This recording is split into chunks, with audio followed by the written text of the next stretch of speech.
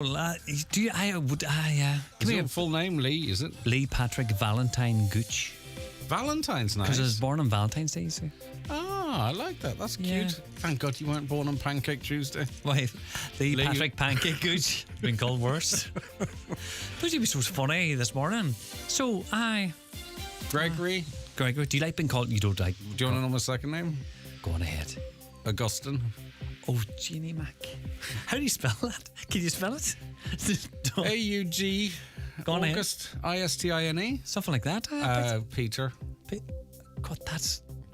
Gregory, Augustine, Peter. That was like all we names put into... All popes. Listen to... All right. Oh, well. Be careful now. You don't want to offend the Catholics. Oh, can I say He wasn't long pulling the horns in there. I was going to say... Mister, right? I don't want to offend anyone. Yeah, Gooch. I'm going to sit on the fence, Gucci boy, right? I was going to say that the mum and dad, right, probably put wee names into a wee piece of paper, threw them into a big hat and pulled out names. Now, Pope Gregory, very influential. Your calendar is down to that boy, right? Right, okay. That's the Gregorian calendar. Now you're teaching me stuff now, go on. Yeah, Pope Augustine. Yes, tell me. Lovely man. Know nothing about him other than that. Right, good. I think there was a Pope Peter as well, wasn't there? There's bound to be a Peter. Yeah. There was. Yeah. That's very good then. Augustine.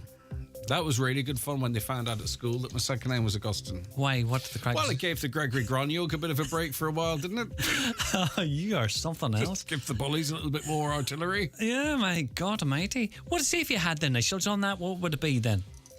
G-A-P. G-A-P, Gap, is it? G-A-P? Mind the Gap. Mind the Gap. And you're Lee Constantine. What am I? Lee Patrick, Lee P.V. Gooch. God, local property tax.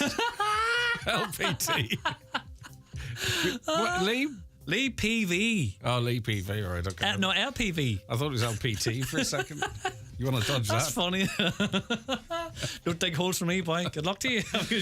All right, it's just after 9:01. Let's get a news update, and it's over to Michaela Clark. Thanks, Greg. Good morning. What effective bloc campaign groups believe to be the proper definition of 100% redress is to be unveiled tonight. A public meeting is being held at Greenan Hotel in Burt at 7 p.m. as part of a joint initiative being led by the Micah Action Group, Redress Focus Groups and 100% Redress No Less. The groups have set out 4 principles of redress. They are property, process, people and support and prevention. Campaigner Michael Doherty says a further meeting will be held in the coming weeks to hear from elected public representatives. That people's document will then go out onto the nose of every politician and party in the land. And on the 26th of March, they'll come back. That's the politicians' response night. We'll be there. The politicians will be there that want to come and talk to you. It's no good talking about this next year. This is the one time that we have these guys' attention because they need our votes. Simple as that. More than 300,000 people are to be offered a measles catch-up vaccine over concerns about an outbreak of the virus. The campaign will be aimed at those under 24, healthcare workers and marginalised groups. So far, only one case has been confirmed in Ireland, but cases have risen across the UK and Europe. Donegal County Council is being urged to carry out an audit of coastal erosion at beaches in Inishowen. Councillor Albert Doherty says measures need to be put in place to ensure safe access to beaches in the peninsula. He also backed a proposal by Councillor Marshall McDermott that a meeting be held with the OPW and National Parks and Wildlife to explore the issue. Councillor Doherty says all departments of the council must work together. We, the council, need to be active and proactive in relation to confronting as best we can coastal erosion. Of course, as well, I'd be talking as we go towards the tourism season that signage and access is ensured, and indeed recently at Kildare we saw where safe access couldn't be assured. So I want council to ensure that there's an audit done of our beaches. Pre-hospital emergency care on Armour Island is getting a huge boost today. A new replacement ambulance vehicle is being delivered while an emergency care information sheet is being distributed to every home on the island, and 10 volunteer islanders will receive emergency first responder certificates from the National Ambulance Service. John Joe McGowan, General Manager Operations for the National Ambulance Service, says the additional resources will ensure the delivery of a high standard of care for islanders. We've always had a presence on the island in terms of a vehicle. This puts a more governance structure in terms of what is already there. The clinical level of training, the driver training and the new vehicle all brings it up to a state-of-the-art system for the island in terms of pre-hospital emergency care. Weather now largely dry this morning and through much of the afternoon, apart from the odd shower. Highest temperatures of 7 to 9 degrees. That's all from Highland Radio News for now. We'll be back with news again at 10 o'clock. Until then, good morning. San áma láthair, brahan duine á séisir duine fásta in air an scuite ón saoil. Tuis go bhfuil sé dachar dómh ólas a léamh agus a hiiscint. Sin é an fá lá domhan de sin na leabhar go bhfuil ionpost i gcóir le leabhar fáistí éireann ag bronna agus ag seachadan na mílta leabhar saor in aisce. Chuig leanaí atá gan dídan ina gcónaí sa láthair díreach agus in ospidéal ar fud na hÉireann. Mar go greideimiid gur ceart go mbeadh ruachtain ag gach leanamh in éireann ar phléisiúr na léitheoireachta. An post don saoile tá agat. And now, it's time for the talk of the Northwest, the 9 to noon show with Greg Hughes on Highland Radio. Hello and a very good morning to you. It's 5 minutes past 9 on this Monday, the 4th of March 2024. How are you all keeping? I do hope you're very well as can be on this Monday morning. How was your weekend? I hope it went well for you. Weather was good, actually, wasn't it? The weather Saturday was a beautiful day. Was able to spend much of the day outside, thankfully. Yesterday, not too bad either. And apparently towards the end of this week, the weather is going to be reasonably pleasant again. So a little bit of windy, rainy stuff in between, and hopefully next weekend nice and dry. 086 60 25,000, that's the WhatsApp and text number for you to get involved in the conversation. Start your own, pass on information, however you want to use that number within the boundaries of the law. You can also send your voice notes to WhatsApp on 086 60 25,000. If you want to give us a call, 07491 25,000 with the ever-present Caroline Orr, of course, producing the show, assisted ably by Shannon as well. And if you want to email, it's comments at highlandradio.com. And just an early reminder for you, if you want to watch the show, if it suits you at home on your large screen smart TV or your Fire Stick, we're on the YouTube app, Highland Radio Ireland. We're live there right now.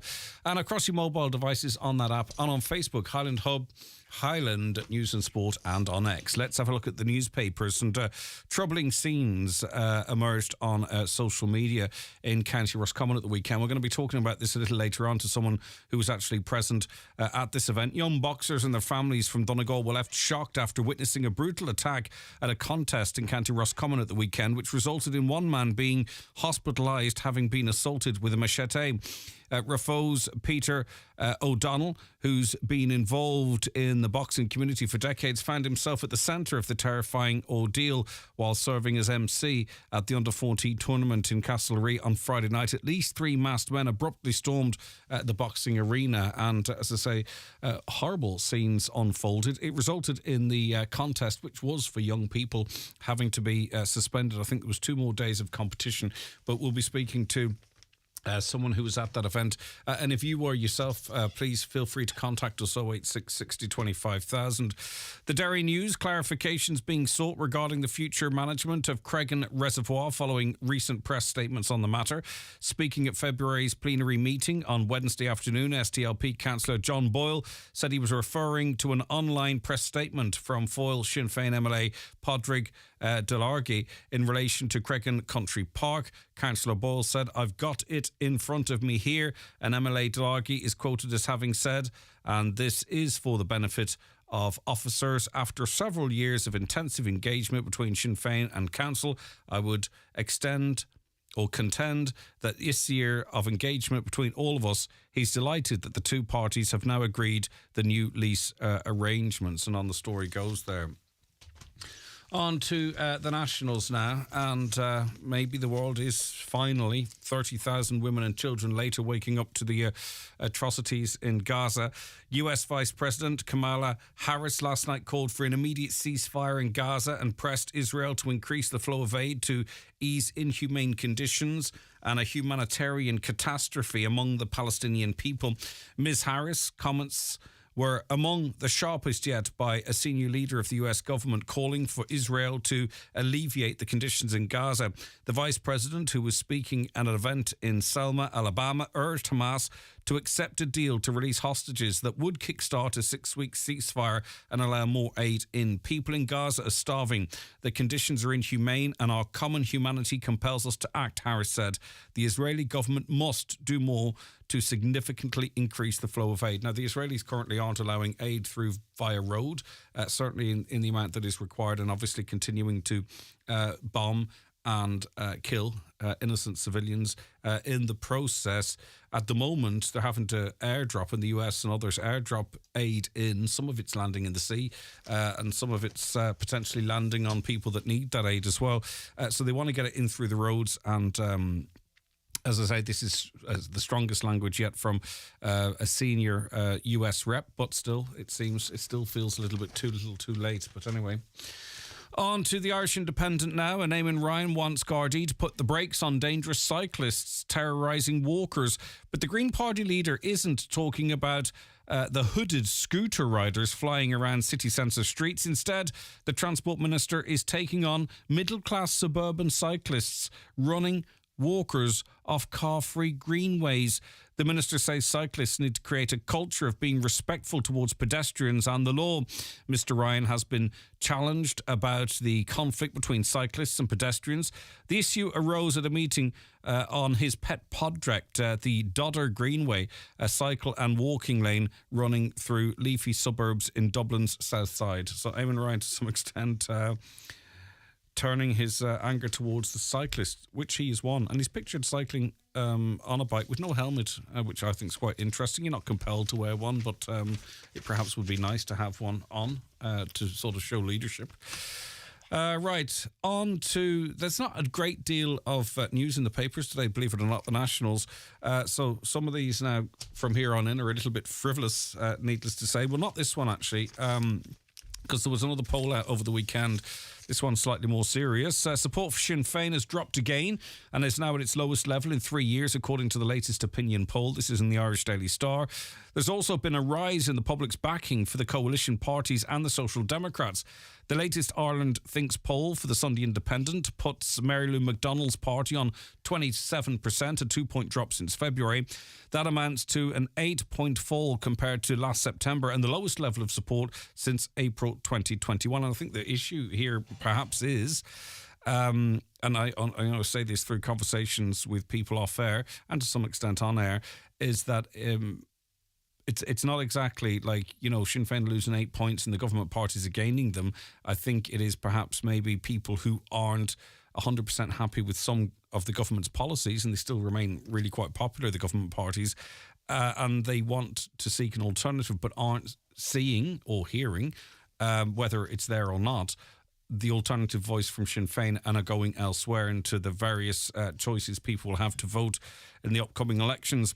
Well, the latest poll shows a plunge in support for Sinn Féin in the last 6 months, when it was polling at 35%. Many analysts have put the loss of support down to the party's stance on immigration. And then, of course, there is the referenda that are coming up, and Sinn Féin have said they'd put that back to the people again, and people still remember rejecting referenda in the past, if that were to be the case, and having to vote on them again and again until they passed. And people don't like that. Certainly people of a generation don't. But anyway, it'll probably become a little bit more clearer as the year wears on. This doesn't surprise me, actually. What does surprise me, 26% of you with a phone don't check it before you get out of bed. I actually almost thought this was the norm at this stage. But anyway, the Irish Daily Mail tells us that we've become so addicted to our smartphones that almost 3/4 of us use them the moment we wake up, a new survey reveals. Well, I see what time it is, but anyway. Nearly the entire adult population, 96% of us, now owns a smartphone, up from 94% last year, as they're now the preferred device for browsing, shopping, websites, general searches and banking. However, the research by Deloitte found about 2/3 of adults wish they spent less time on their phones, up significantly from 51% in 2023. Would you like to use your phone less?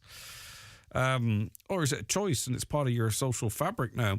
A total of 98% of 18 to 75-year-olds use their smartphone every day, with over a third doing so at meal times, and 74% saying they do so as soon as they wake up, compared with 59% a year ago. But I think that's just the way it is now.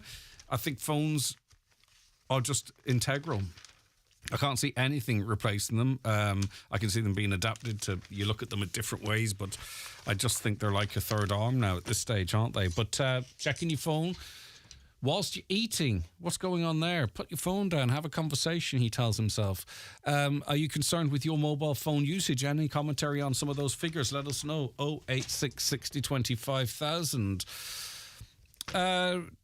Our politicians, this is in the Sun, the politicians of this country, are no longer fit for office. But it's not what you think, you see. This is judging by attendance figures at the Dáil Gym. TDs and senators made just 111 visits in total to the taxpayer-funded facility in 2023. That's the fewest since 2020 and 2021 when pandemic restrictions were in place. So 111 visits in total to the gym in 2023. Elected reps made close to 400 visits annually in a pre-COVID year. According to the new data, a total of 1,746 visits were made to the free-to-use fitness room in 2023. However, the vast majority of those sessions were made by staff at Leinster House.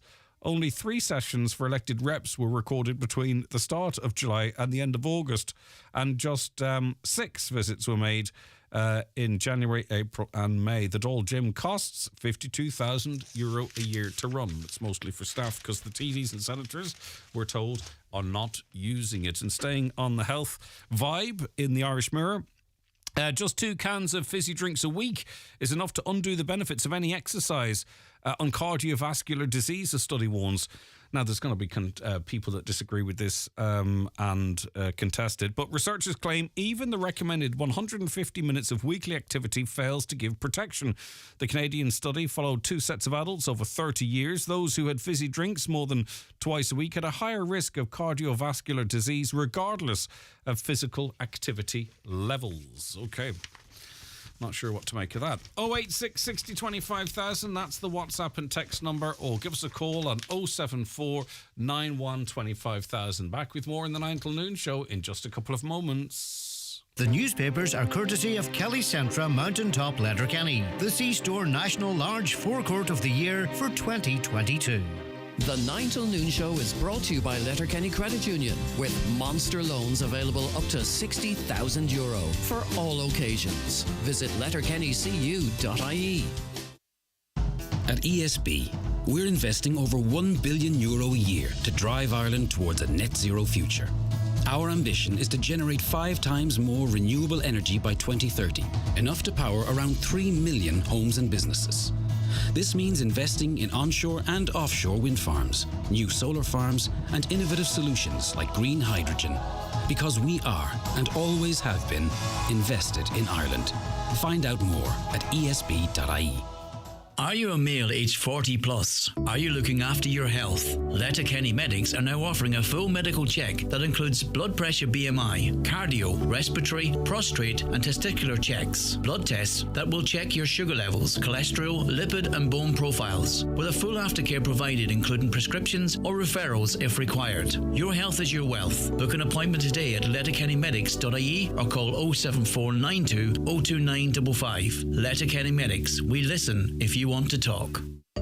On March 8th, we'll be asked to vote in 2 referendums. The first referendum is about how our Constitution recognises families, and the second proposes to replace existing wording with new text to provide recognition for care within families. Find out more in the booklet delivered to your home or see electoralcommission.ie/referendums. Your vote is your voice, so be a voter on Friday, March 8th from An Comisiún Tábhachtán, Ireland's Independent Electoral Commission. Okay, welcome back to the show. We're joined on the programme night by 2 guests. We're talking about concerns to relocate the nurse from Fawn Health Center. That's been seen as effectively closing the service from public use. Councillor Jack Murray is on the programme with me now. Good morning, Jack. Morning, Greg. Right, so currently at the moment, what service is provided out of the Fawn Health Centre? Yeah, at the minute there's a public health nurse in Fawn. She's there 7 days a week. As part of that too, there's 3 days a week. There's child development clinics, which are extremely important. That's those checks that I think is it 3 months or 20 weeks where the newborn children are checked to see if there's any health problems. An absolutely vital service. Now, I'm aware that it's quite difficult to ensure that all parents attend those, so it's going to be even more difficult should this plan go ahead to relocate the nurse to Buncrana. Unfortunately, they've already taken away the GP service that was there 1 day a week prior to the pandemic, so it would be an extremely retrograde step to take the nurse away as well. Now, you're talking a huge area that's serviced by Fawn Health Center, the whole way from Bridgend, Burnfoot, Inch Island, Maharabeg, Tubin, Fawn, Lisfannon are all serviced there. So in my view, this cannot go ahead. This decision needs to be reversed. I've been in contact with obviously Padraig McLaughlin TD, who's going to be raising with Minister Stephen Donnelly. Jerry McMonagall's going to be raising it through the Regional Health Forum, and I've written to various levels of the HSE management to appeal to them to see the sense of this and reverse this decision, because there is huge concern in the local community should this go ahead. And what are people being told? Are these services going to be provided elsewhere? It seems that the nurse is going to be relocated to Buncrana. Now, I'm not even sure if there's space for her in Buncrana. Buncrana is already extremely busy.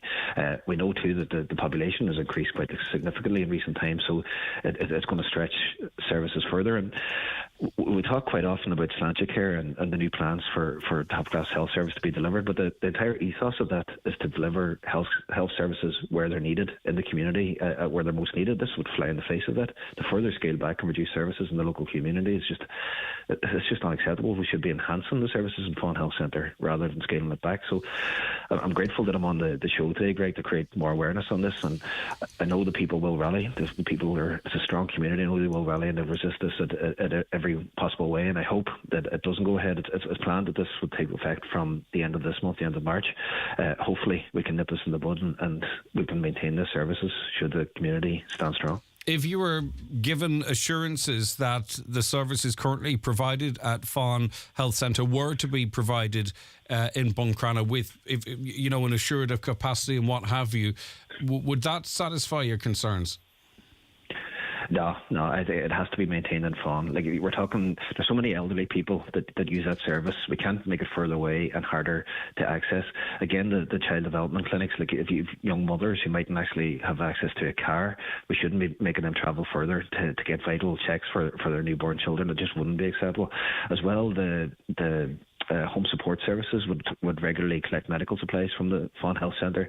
If that's relocated to Buncrana, that further increases their journey time, reduces them at the time that they're providing care in people's homes. So, no, it would just be a retrograde step to relocate this at all. I think it has to be maintained in Fawn. I'm sorry if I missed it, if you mentioned it, Councillor, but has a reason been given for this? No, I've written, as I said, to various levels I did of ask that question. management, and I'm awaiting that response. But no, I haven't. And obviously, Padraig McLaughlin's raising it now with Minister Stephen Donnelly, so we'll get that response. But I can't see any logic to it. Now, I know that the health centre does need a bit of investment and it needs a bit of a facelift and be spruced up. That should happen. We should be investing in it rather than just taking services away from it completely. All right, let's see what Carmel Lynch joins us. Carmel, good morning to you. Let's see what Carmel thinks as she joins us. I beg your pardon. Right, talk to me from your perspective, Carmel, the importance of this facility, this health centre. Greg, I just feel at the moment we have to fight for everything we need an inch Fawn and the surrounding areas. Recently, I've been on the programme with you recently about the Irish water, and we got that done. The community came together and we had a new pipe laid from Inchin. We have to do the same with the doctor's surgery. We need to bring the doctor's surgery back and not take it away. And to be told in the beginning of March that it's closing at the end of March is ridiculous. We have to come together as a community, which we are. As I speak to you, this petition done up myself and Cara Boyle has been online again to do this again like we did for the water. We have to bring back the doctor. The doctor used to be there on a Monday, Dr. Sullivan, years ago. And then when Dr. Sullivan retired, we had Dr. Brewer, he left, and then we had Dr. Rash on a Thursday. You might go to the doctor's surgery at 10 o'clock in the morning. You could wait for an hour to see a doctor. But people did that because they knew they would see a doctor. Recently, I personally couldn't get a doctor's appointment for myself recently, to the point where when I rang the doctor's surgery, they said an ambulance for me to go to Letterkenny. We need to keep this local services. We used to have, I sure got all my children's checks growing up. That's where you went for your doctor. No matter what, Greg, we knew that was there on a Monday morning or a Thursday morning. Should you wait for 40 minutes, 50 minutes to get a doctor? We didn't care. We queued. The older people queued. Some people walked from Ireland because they didn't have cars in the past. So we cannot let this service go. We have to fight as a community to keep this service, even for the carers. Like, the carers do amazing work. I recently was caring for an old man. I needed something for him. I didn't have it. So I rang the nurse and I met her at Inch Road. She gave me the stuff. I was back in the house within 10 minutes. If I had to go to Buncrana, I couldn't have done that. I had to send someone to go to Buncrana, collect it for me, and then bring it back to me. But the carers go on there. That's their location for everything you need for the Carers Association. And the carers do so much work in the community. The nurse, when my son came out of hospital recently, he had to get some dressings done. They came here every second day. We wouldn't get that. Went to Buncrana. We have to get in a car and drive to Buncrana, get parked. It's ridiculous. So we have to, as a community, and we are going to do this. We are going to do this like we done with the Irish Water. We're going to win this, Greg. And having Jack behind us and supporting us will help us, because we need this. We cannot get a doctor's appointment in Buncrana. If you ring this morning, Buncrana, from 9 o'clock, they don't answer phones. We have to have this. We cannot lose this, because even people as far as not to use it, he doesn't care where you come from. Spencer wasn't just for Fawn and Chimburch or wherever it may be. It was for anybody. People travel from Buncrana up to it.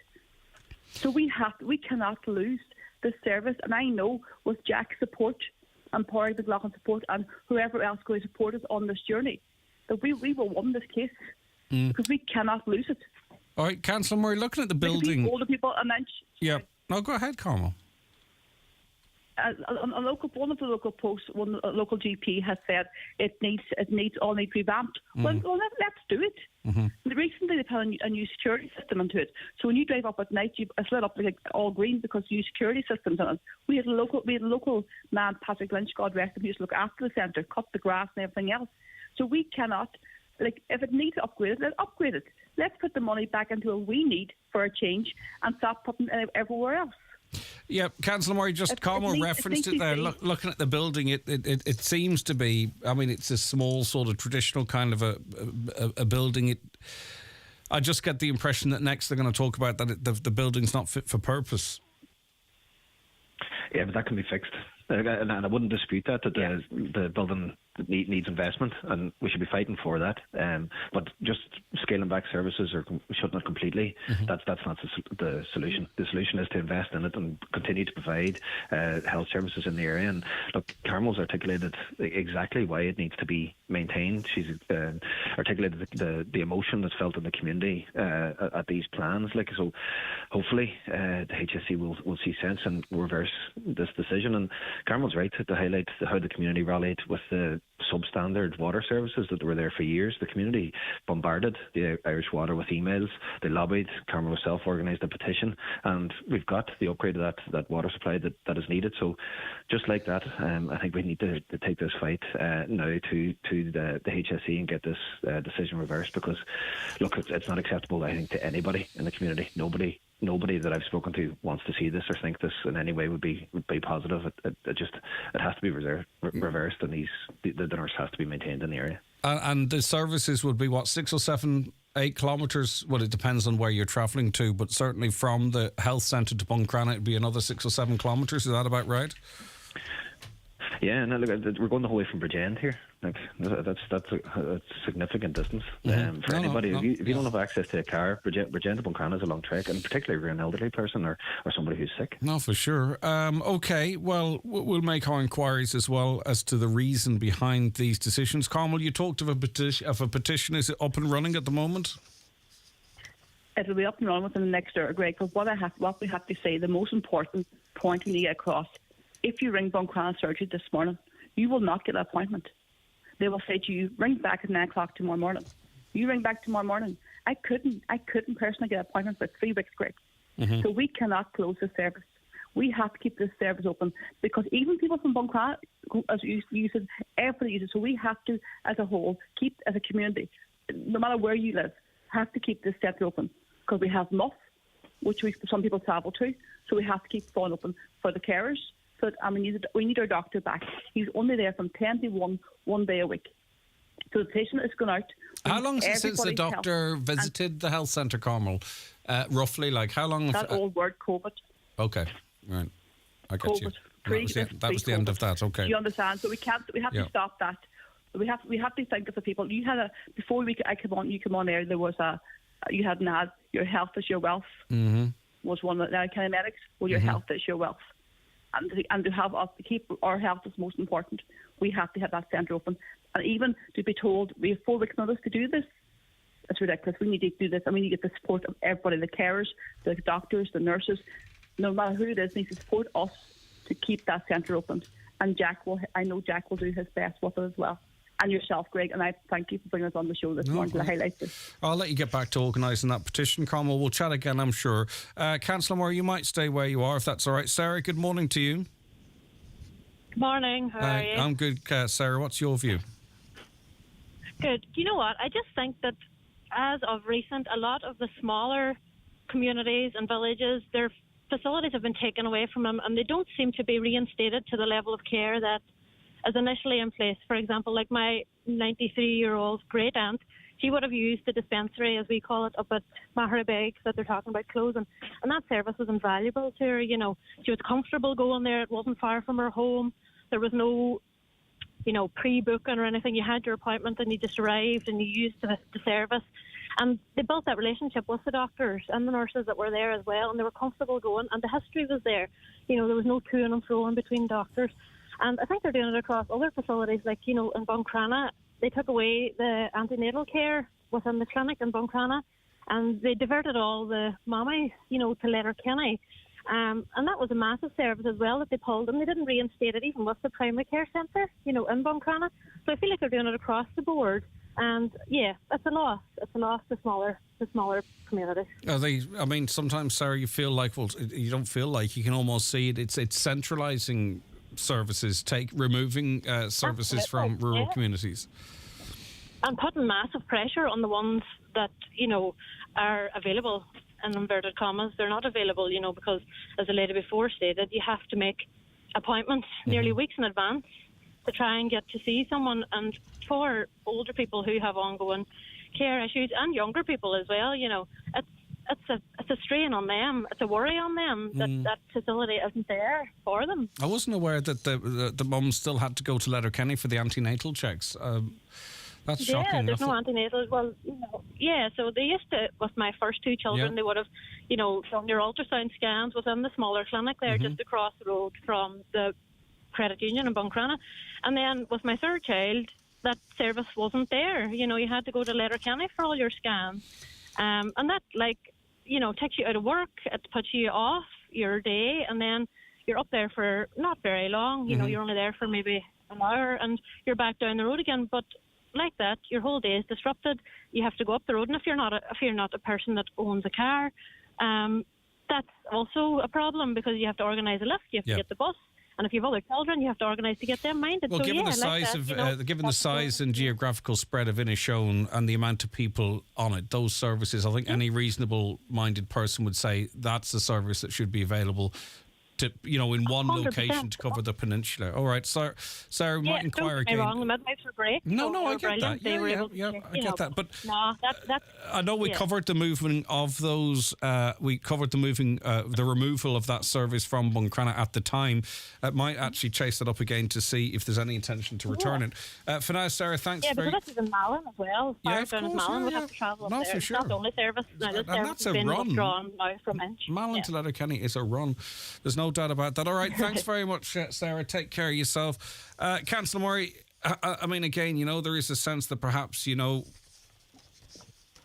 there's almost rural living tax, and that tax is that you don't get the services, or the services are going to be lost. We can see the way the the way that nationally they would like the county development plan to go in terms of rural development versus urban development, and then we're seeing sort of what many see as essential services being lost to rural Ireland. So in other words, if you want access, and people would say even if you're in Buncrana you can't get access, but if you want access you need to sort of live around centres of population if you want access to basic services.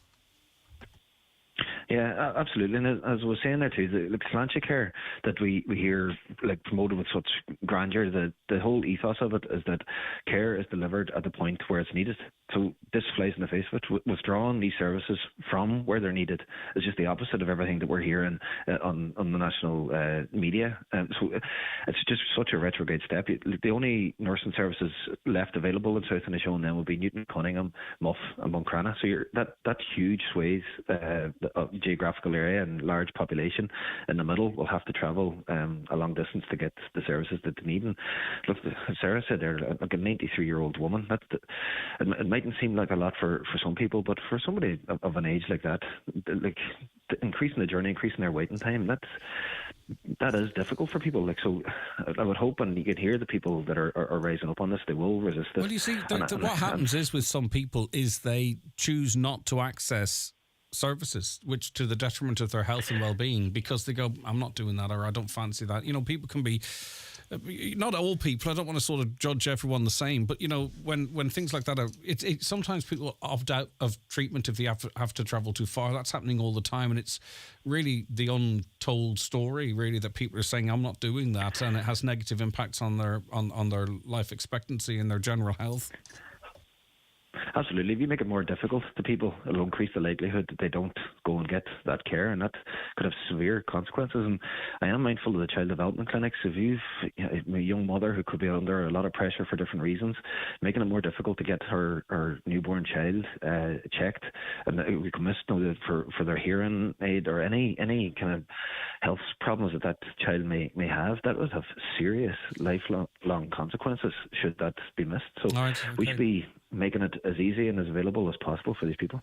All right, okay, take care of yourself. Thank you very much, Councillor Jack Murray. Thank you to Carmel Lynch and also to Sarah. A caller says, so they're closing nurse services in Fawn, but they keep a gym open in the Dáil. Am I alone in thinking there's something wrong with this? Watch the show live now on YouTube, Facebook and at highlandradio.com.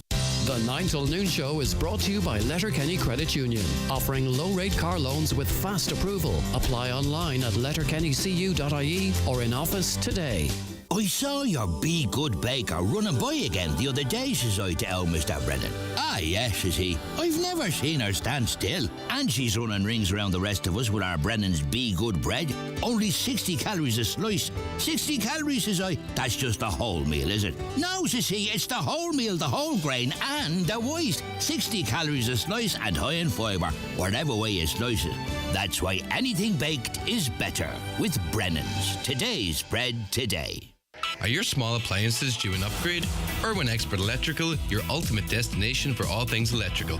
From stylish toasters and kettles to innovative coffee machines and air fryers.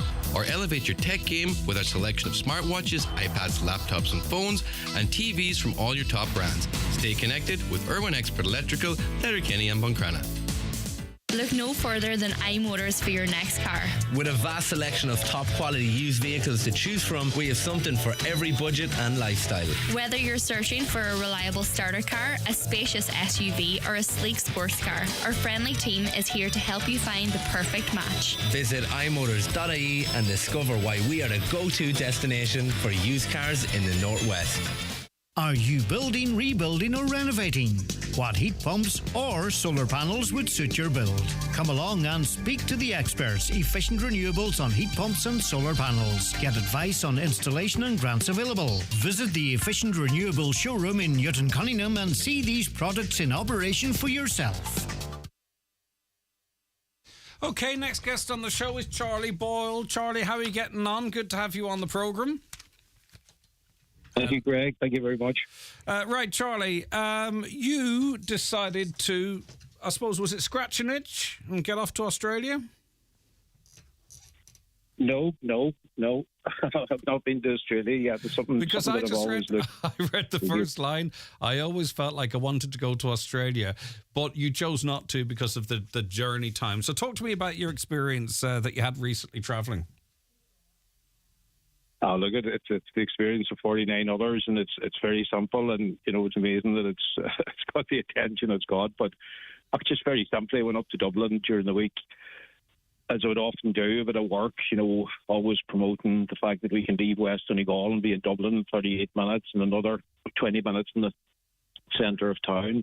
And then on the way back, a group of us on the plane, it was full, 49 people. Can't remember what now, I've lost track of days. It was some day takes last week, but the plane flew down, no problem, to Carrickfinn, but then it started circling. And look, at the communication from the pilot was absolutely outstanding. He explained that there was bad weather down below, that there had been hail showers, and explained the effect that hailstones have on a landing, and that the guys down below were doing the best to clear the runway. But then there was a lightning strike as well. And you could pick this up on social media, because when the plane comes down below a certain site, or a certain height, you can hear the social media traffic, and people were saying, oh, there was lightning, there was thunder, and there was a lightning strike at the airport which affected the lights. So there was absolutely no complaint. There was nobody moaning. It circled 8 times and decided to go back to Dublin. And how could you argue with that? It was a 1,000% correct decision. Back to Dublin, and it was, again, very well handled there. We were told that there wasn't the option of another flight, there wasn't the option of a bus, because it's now 11 o'clock at night, but that they would put us up in a hotel nearby, fantastic hotel, shuttle buses were there, back to the hotel. And again, everything is going the way that it should go, and it's, there's attention, there's care, there's detail, there's all of that happening.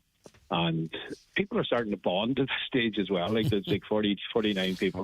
Was there any concern on the plane circling? Because the plane, it's a prop plane, isn't it? Propeller plane. It wouldn't be necessarily. Yeah. You'd be well used to it with that short trip up and down. But a lot of people perhaps have never used that plane. They'd be used to jets and what have you. Was there any concern circling? With talk of lightning strikes, I don't know if there was much disruption on the plane from turbulence perspective. Or was everyone pretty calm? No, absolutely. Yeah, there was no turbulence whatsoever, and people. You could hear people down below on the ground, sort of talking to each other, say, "Oh, they must be traumatized." We were having a ball, to be honest. We were, and you were probably concerned that others were concerned. But the thing is, and I think this is very, very relevant to the whole story. I was aware, as others would have been, there were probably 4 or 5 cancer patients on that plane, as there always is, because, people need to understand the big part of the service to West Donegal or Donegal is that we should have the right to have people from our area properly treated in the best hospitals. And that happens now because of the great work of the airport, of the cancer flights through the Unit, Quadrig and Door, and everybody else that helps with charity. So I would have been really zoomed in on that probably element of it. And I could see there was neighbours of mine, friends of mine that were there. I knew they were coming from cancer. You was thinking, they're going to have to go back up tonight again. But they were loving it. They were nearly praying that the plane would go back up and it would get a night in Dublin in the hotel. So way back up we went. We stayed in the hotel overnight. Look at the information again about the next day was good. Donegal Airport working like Trojans behind the scenes, because you must remember Aer Lingus come in at some play. They're the agents on the ground at Dublin. But Donegal Airport are remote at that stage. They're down in Donegal, but you could feel their sense of that local sort of caring coming through. And we were getting the information. So we landed down for what was to be the morning flight, but that was delayed. But there was delays all over Dublin Airport. So there's no blame attached. I don't think there's any blame attached to anywhere in this story. It's one of those stories that it's just a blameless story. And again, the weather took up at Dublin Airport. There were flights being delayed. There was talk of cross ones. But, we got on I don't know if you know it, Greg, but you get on a bus to go out to the small airplane for Carrickfinn. And we got on the bus there, and, again, the 49 people, your first name terms at that stage, you knew what everybody done, you knew where they were coming from. And we went out, we got on the plane, and the plane went to take off, and then it pulled on, it throttled back, pulled on, and again the pilot, brilliant, explained that there was a crosswind, and it was above the threshold that he could safely take off. Again, you just can't complain at that, can you? And there might have been people frustrated to get home, but you can't say, actually, we should have taken a chance. But he pulls in, and then he circles in the taxi position again, and he says, look, I don't know what he said technically, but I suppose in Donegal terms, he says, we'll have another go with us, or we'll have another crack at us in maybe 5 or 10 minutes' time. And he did try it the second time, and it wasn't frightening. Like, he revved up, let's say he gets up to 100 miles, maybe 150 miles an hour, which isn't fast for a plane. And then you kind of realised, right, he's not going to do this. But the plane was shaking, but it wasn't shaking violently. And like, everybody would have been just looking at each other saying, nah, it's not going to happen. And again, there would have been smiles. There would have been, Jesus, I wonder will we get vouchers for another night? There was, bit of banter going on about will there be tickets for coppers thrown in here as well. And back we came. Now, at times, okay, it mightn't have been a 10 out of 10 in terms of the service at times. And on one occasion, what happened was Aer Lingus, and they're a big concern. I wouldn't be as praiseworthy or as defensive of them as I would of the other players in this. And what they do, which would very often happens with larger companies, is they sent out a 22-year-old to explain to the 49 people what was next. And they had mentioned that there would be a bus provided to take us home. And people were happy enough with that. It's always the plan B. It's not safe out there. We're all well patient, I must say, Charlie. Yeah. Patience at this point surely must be starting to wear a little thin. It's hard. It was hard to say. So, Greg, see if you were being lied to, or you weren't getting the information, or there wasn't a weather component in it. I think the patience would have been a lot worse. But the fact that, fair enough, okay, look, it's weather related. Do we want to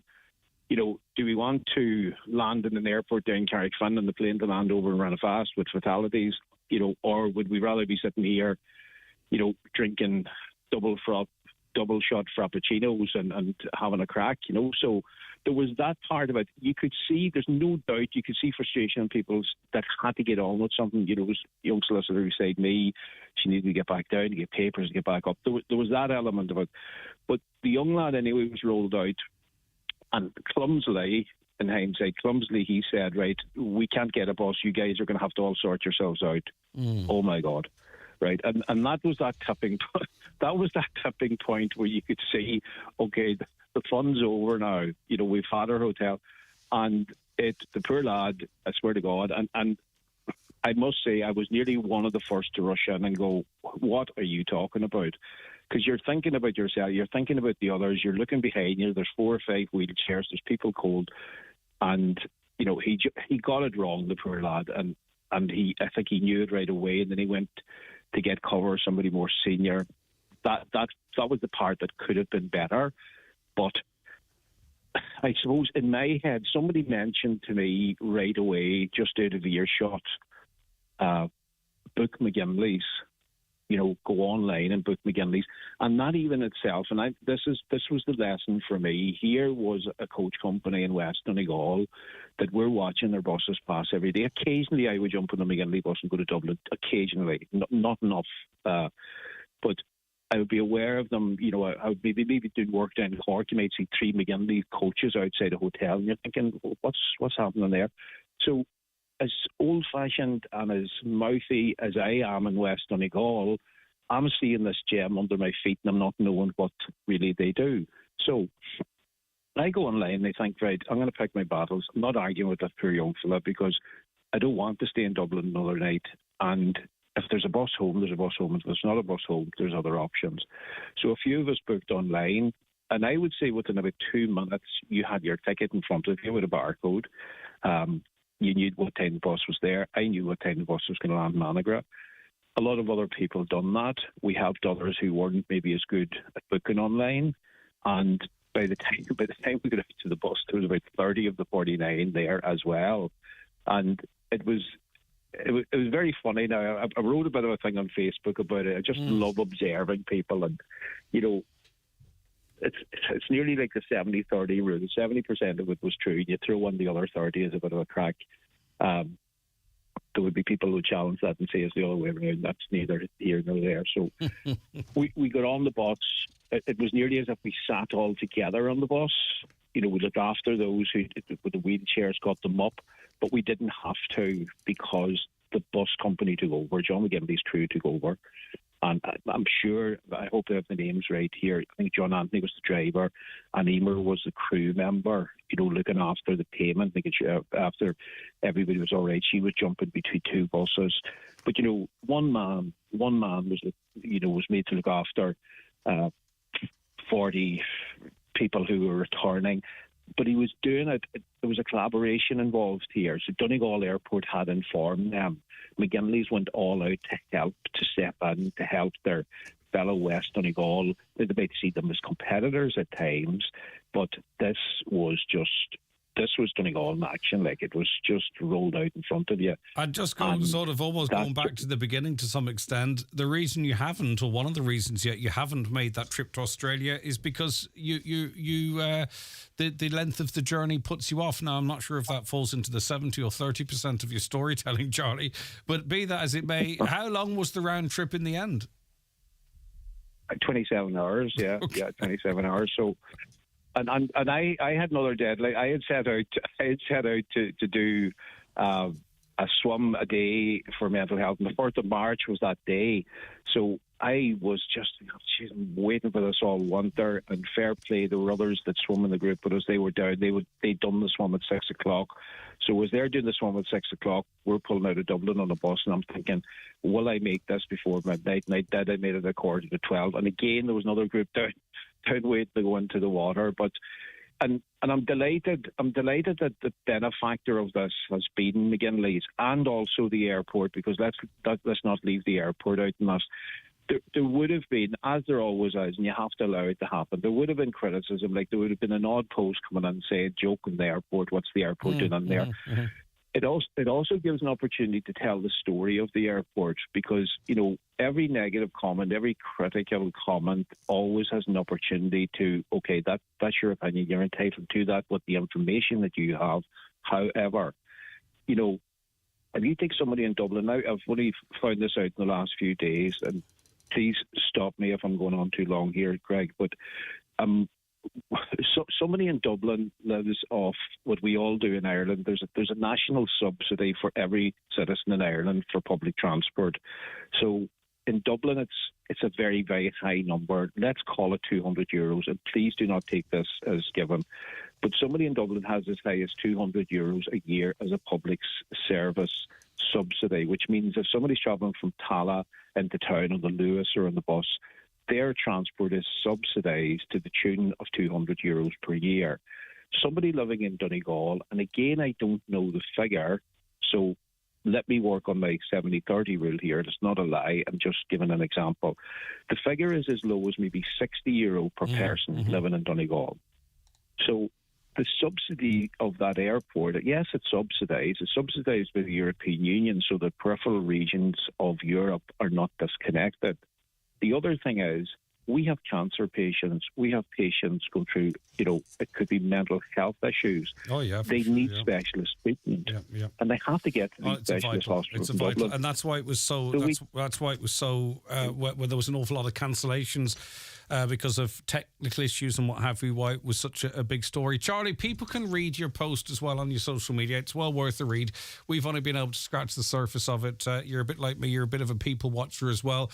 But we do appreciate you sharing the story with us this morning. Charlie Boyle there, and you can check out his Facebook page to read more on his 27-odd hour adventure from Donegal to Dublin and back. The 9 till noon show with Letterkenny Credit Union. Simplify your debts with a debt consolidation loan from Letterkenny Credit Union. Call us on 074 910 2126 or apply online via our app or in office today. Hold that door. Where are you going with all that gear? I'm applying for a community heritage grant. Maps, a scanner, night vision goggles? For the nocturnal animals. But you don't need all that stuff, do you? Not at all. All you need is a worthy project, but the grant covers so many heritage projects, you can never be too prepared. Well, good thing we're going up, so give your project a lift. Apply for a community heritage grant at heritagecouncil.ie/funding. Applications close March 25th. Supported by the Department of Housing, Local Government and Heritage. If the medical experts get it wrong, everything changes. From misdiagnosis or delayed diagnosis to surgical injury or even poor treatment. All have physical, emotional and financial consequences. We're here to help. So if your treatment didn't go according to plan, speak to our experienced medical negligence team at McElhenney and Associates. Find us online or call 074 917 5989. McElhenney and Associates Solicitors, Stranorlar. In contentious business, a solicitor may not calculate fees or other charges as a percentage or proportion of any award or settlement. Don't miss the BAFTA award-winning comedian Michael McIntyre's brand new show, Magnificent, at the SSE Arena Belfast on Friday the 31st of May 2024. As always, Highland Radio make it easy for you as we look after all your needs. We will provide luxury transfers, overnight stay at the Clayton Hotel Belfast on a B&B basis, your ticket to the show, shopping time in Belfast City Centre. For more information, go to the outlet at highlandradio.com or give us a call on 074 91 25000. Michael McIntyre in Belfast. Highland Radio weather updates with Ireland West Airport. You don't visit Liverpool for the weather, but it does rain goals at Anfield. Fly to Liverpool daily with Ryanair. Ireland West Airport. Don't just take off, take it easy.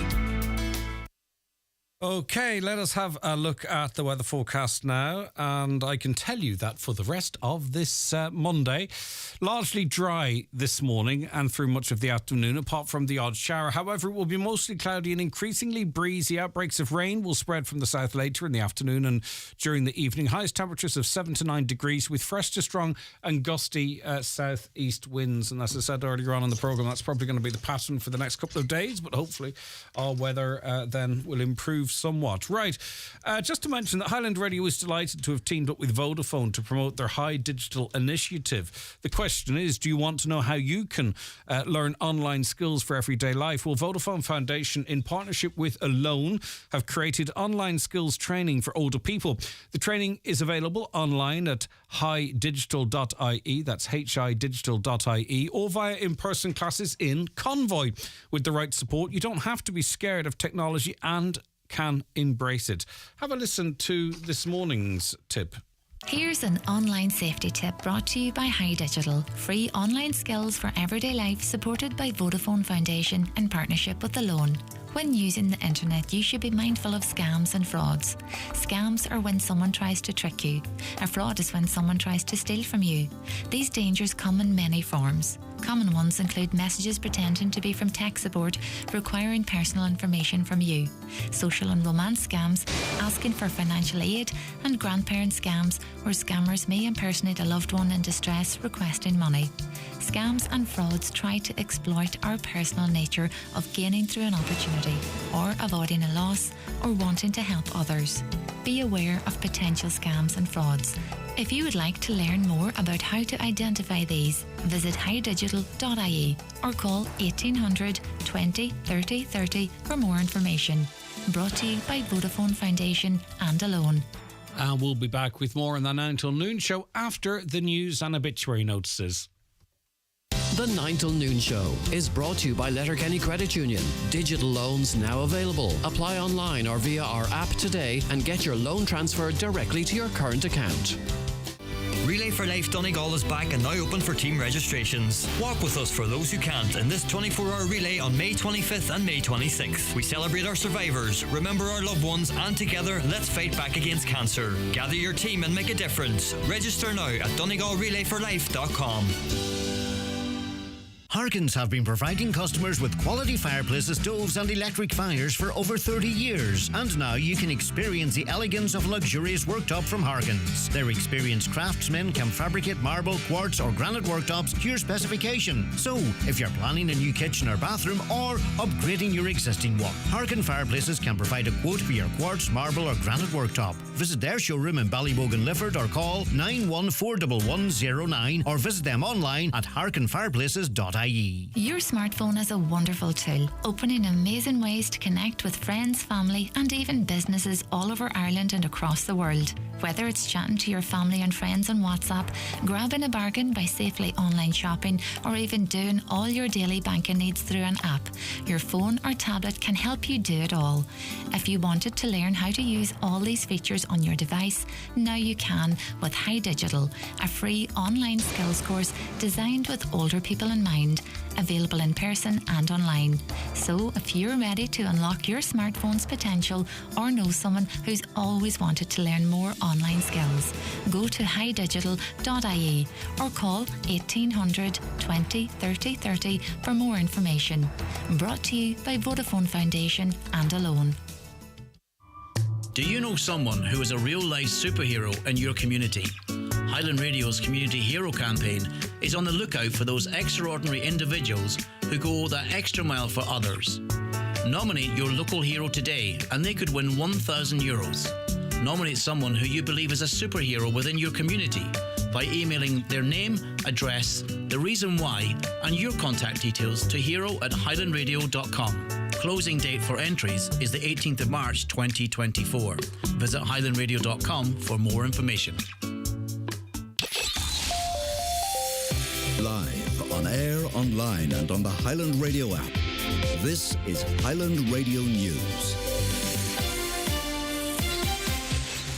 Good morning, I'm Michaela Clark with the news at 10 o'clock. What effective Bloc campaign groups believe to be the proper definition of 100% redress is to be unveiled tonight. A public meeting is being held at Angrenin Hotel in Burt at 7 o'clock as part of a joint initiative being led by the Micah Action Group, Redress Focus Groups and 100% Redress No Less. The groups have set out 4 principles of redress. They are property, process, people and support and prevention. Campaigner Michael Doherty says a further meeting will be held in the coming weeks to hear from elected public representatives. That people's document will then go out under the nose of every politician and party in the land. And on the 26th of March, they'll come back. That's the politicians' response night. We'll be there. The politicians will be there that want to come and talk to you. It's no good talking about this next year. This is the one time that we have these guys' attention because they need our votes. Simple as that. A petition has been set up in a bid to prevent the closure of Fawn Health Center. It emerged over the weekend that plans are in place to relocate the nurse working at the centre, which leaves those in the area having to travel to Buncrana to avail of healthcare services. Local resident Carmel told today's 9 till noon show that people in the area have to continually fight for services. She says it's vital that healthcare services are retained. We need to bring the doctor's surgery back and not take it away. And to be told in the beginning of March that it's closing at the end of March is ridiculous. We have to come together as a community, which we are.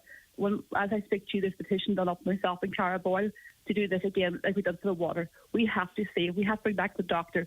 Pre-hospital emergency care on Arnmore Island is getting a huge boost today. A new replacement ambulance vehicle is being delivered while an emergency care information sheet is being distributed to every home on the island, and 10 volunteer islanders will receive emergency first responder certificates from the National Ambulance Service. John Joe McGuyan, General Manager Operations for the National Ambulance Service, says the additional resources will ensure the delivery of a high standard of care for islanders. We've always had a presence on the island in terms of a vehicle. This puts a more governance structure in terms of what is already there. The clinical level of training, the driver training and the new vehicle all brings it up to a state-of-the-art system for the island in terms of pre-hospital emergency care. The tearing down of posters urging a no-no vote in Friday's referendum is undemocratic. That's according to Letterkenny Into representative Mary T. Sweeney, whose posters have been removed in a number of areas. She says the actions of those responsible is totally unacceptable. Ms. Sweeney says people deserve to express their views. I think it's important for the sake of democracy that everybody's voice is allowed to be heard. And I think that people that have a no in this referendum should be allowed to say that and why we have concerns. And I would urge anybody to come along tonight and hear Patter speaking and, and the Aontú party on why we feel it is a pig in a poke. More than 300,000 people are to be offered a measles catch-up vaccine over concerns about an outbreak of the virus. The campaign will be aimed at those under 24, healthcare workers and marginalised groups. So far, only one case has been confirmed in Ireland, but cases have risen across the UK and Europe. Donegal County Council is being urged to carry out an audit of coastal erosion at beaches in Inishowen. Councillor Albert Doherty says measures need to be put in place to ensure safe access to beaches in the peninsula. He also backed a proposal by Councillor Martin McDermott that a meeting be held with the OPW and National Parks and Wildlife to explore the issue. Councillor Doherty says all departments of the council must work together. We, the council, need to be active and proactive in relation to confronting as best we can coastal erosion. Of course, as well, I'd be talking as we go towards the tourism season that signage and access is ensured. And indeed, recently at Kildare, we saw where safe access couldn't be assured. So I want council to ensure that there's an audit done of our beaches. Weather now largely dry this morning and through much of the afternoon, apart from the odd shower. Highest temperatures of 7 to 9 degrees. That's all from Highland Radio News for now. We'll be back with an update again at 11 o'clock. Until then, you can keep up to date with the latest local news on our website, highlandradio.com. Good morning. The obituary notice says for this Monday morning, March the 4th. The death has taken place of Johnny Kelly, Ballybrack, Moville. Johnny's remains will leave Liam Cullen's funeral home, Station Road, Carndonagh, this evening at 4 o'clock, going to his home where you're welcome to pay your respects. Funeral Mass will take place on Wednesday morning at 11 o'clock in St Mary's Church at Ballybrack, followed by burial in the adjoining graveyard. The death has taken place of Terence McCafferty, 51 Owenray Drive, Strabane, reposing at his home this evening from 5 o'clock. Funeral leaving his home on Wednesday morning at 9:20 for Requiem Mass in St Mary's Church, Melmount at 10 o'clock. Interment afterwards in the adjoining cemetery. Family time please from 10 o'clock to 11 o'clock. The Requiem Mass can be viewed live via the parish webcam. The death has taken place of Eamon Paul O'Connor, Maymore St Johnston and formerly of Derry, reposing at his home today from 12 noon. Funeral leaving his home tomorrow morning at 10:20 for Requiem Mass in St Beathan's Church St Johnston at 11 o'clock. Interment afterwards in the adjoining cemetery.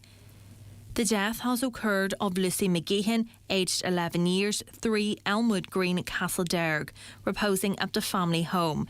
Funeral from there tomorrow morning at 11:20 for Mass of the Angels at 12 noon in St Patrick's Church, Castlederg, followed by interment in Castlederg New Cemetery. The Mass can be viewed via the parish webcam. Family time please from 10 o'clock to 12 noon and on the morning of the funeral.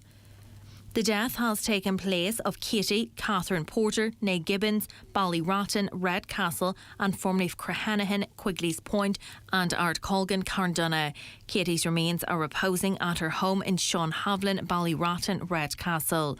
Funeral Mass for Katie will take place tomorrow morning at 11 o'clock in St Columba's Church, Drung, Quigley's Point, followed by burial in the Church of the Sacred Heart, Carndonagh Graveyard. Katie's funeral Mass can be viewed live on stcolumbusdrung.net. The death has occurred of Mary Heron, Ballybuffet, remains reposing at her late residence today from 11 o'clock to 9 o'clock. Funeral leaving her home tomorrow morning at 10:30 for Requiem Mass in the Church of Our Lady of Perpetual Succour, Glenfin at 11 o'clock, followed by interment in Kilworth Cemetery. Requiem Mass can be viewed live on mcnmedia.tv. Family time on the morning of the funeral please. Donations if desired to the Donegal Hospice directly or via any family member. And the death has taken place of Constance McCann, née Patton, 6 Deansford Crescent, Derry, and formerly of Eden Terrace, Strabane, reposing at her home today from 5 o'clock to 9 o'clock. Fiona leaving her home tomorrow morning at 10:20 for Requiem Mass in St Bridget's Church, Carnhill at 11 o'clock. Interment afterwards in the city cemetery. Donations in lieu of flowers placed to the Foyle Hospice, Kev Quigley Funeral Directors. The Requiem Mass can be viewed live on churchservices.tv.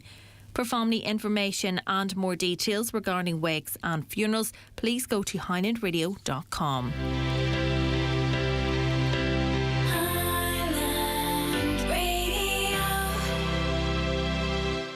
Déithfá Cora bha agad aniu a déithach saoil a hábháil. Is féidir saoil duine a hábháil trí orgán na Jónú, ach ní raibh plé riomh a golóirghain fi Jónú orgán lenar dailach nó lenar górda.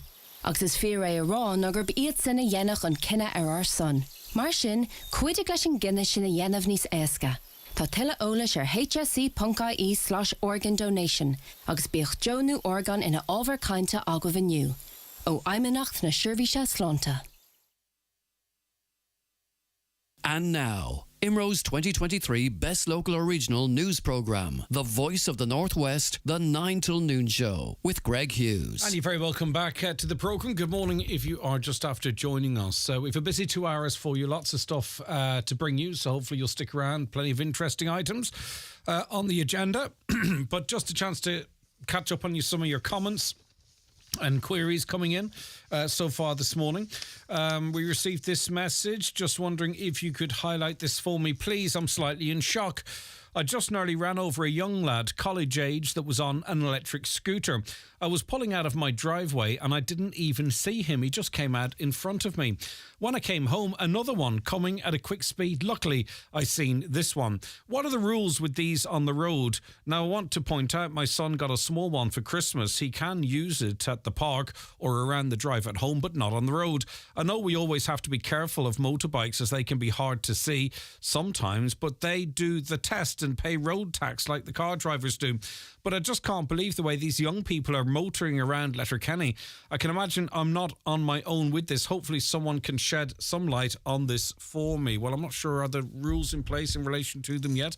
I'll have a look in relation to that. Were they on the footpath? Were they on the road? I really don't know the full circumstances of this, but this caller had a really lucky escape. Quite a college-age person just missed them really effectively pulling out of their driveway, and they say this is happening a lot in and around Letterkenny, but perhaps not exclusively. Any comment in relation to that? 086 60 25,000. Just like to highlight the planting of the trees along the Port Road, and I do appreciate there is more important things than trees. Why and when are these trees going to be staked, as at this stage they'll soon be in the Swilly? Or is it just another case? What odds about them? It's just taxpayers' money. Good show as usual. Thank you very much indeed for that. Well, we'll check that out. Maybe someone has some insight. New trees planted there in Letterkenny, but not staked. So obviously they are more prone to the elements. If you're in Ardravin Clinic, you will get an appointment today, and if not, tomorrow. You can't paint all health services with the same brush. They do tremendous work there, and I can't praise them enough, says a listener. Morning, Greg. Still people out walking around Letterkenny with no high-vis vests. Women especially with long coats. They still have to cross the roads, even if they think it's okay when they walk on the footpaths. No consideration for car drivers at all. So, car drivers... not happy this morning between scooters and people not wearing high-vis. I don't understand why people don't wear high-vis. There's some really nice, quite fashionable jackets that aren't terribly expensive that light up like the moon as soon as there's lights on them. I would have thought logically, if you want to keep yourself safe, you'd try something along those lines.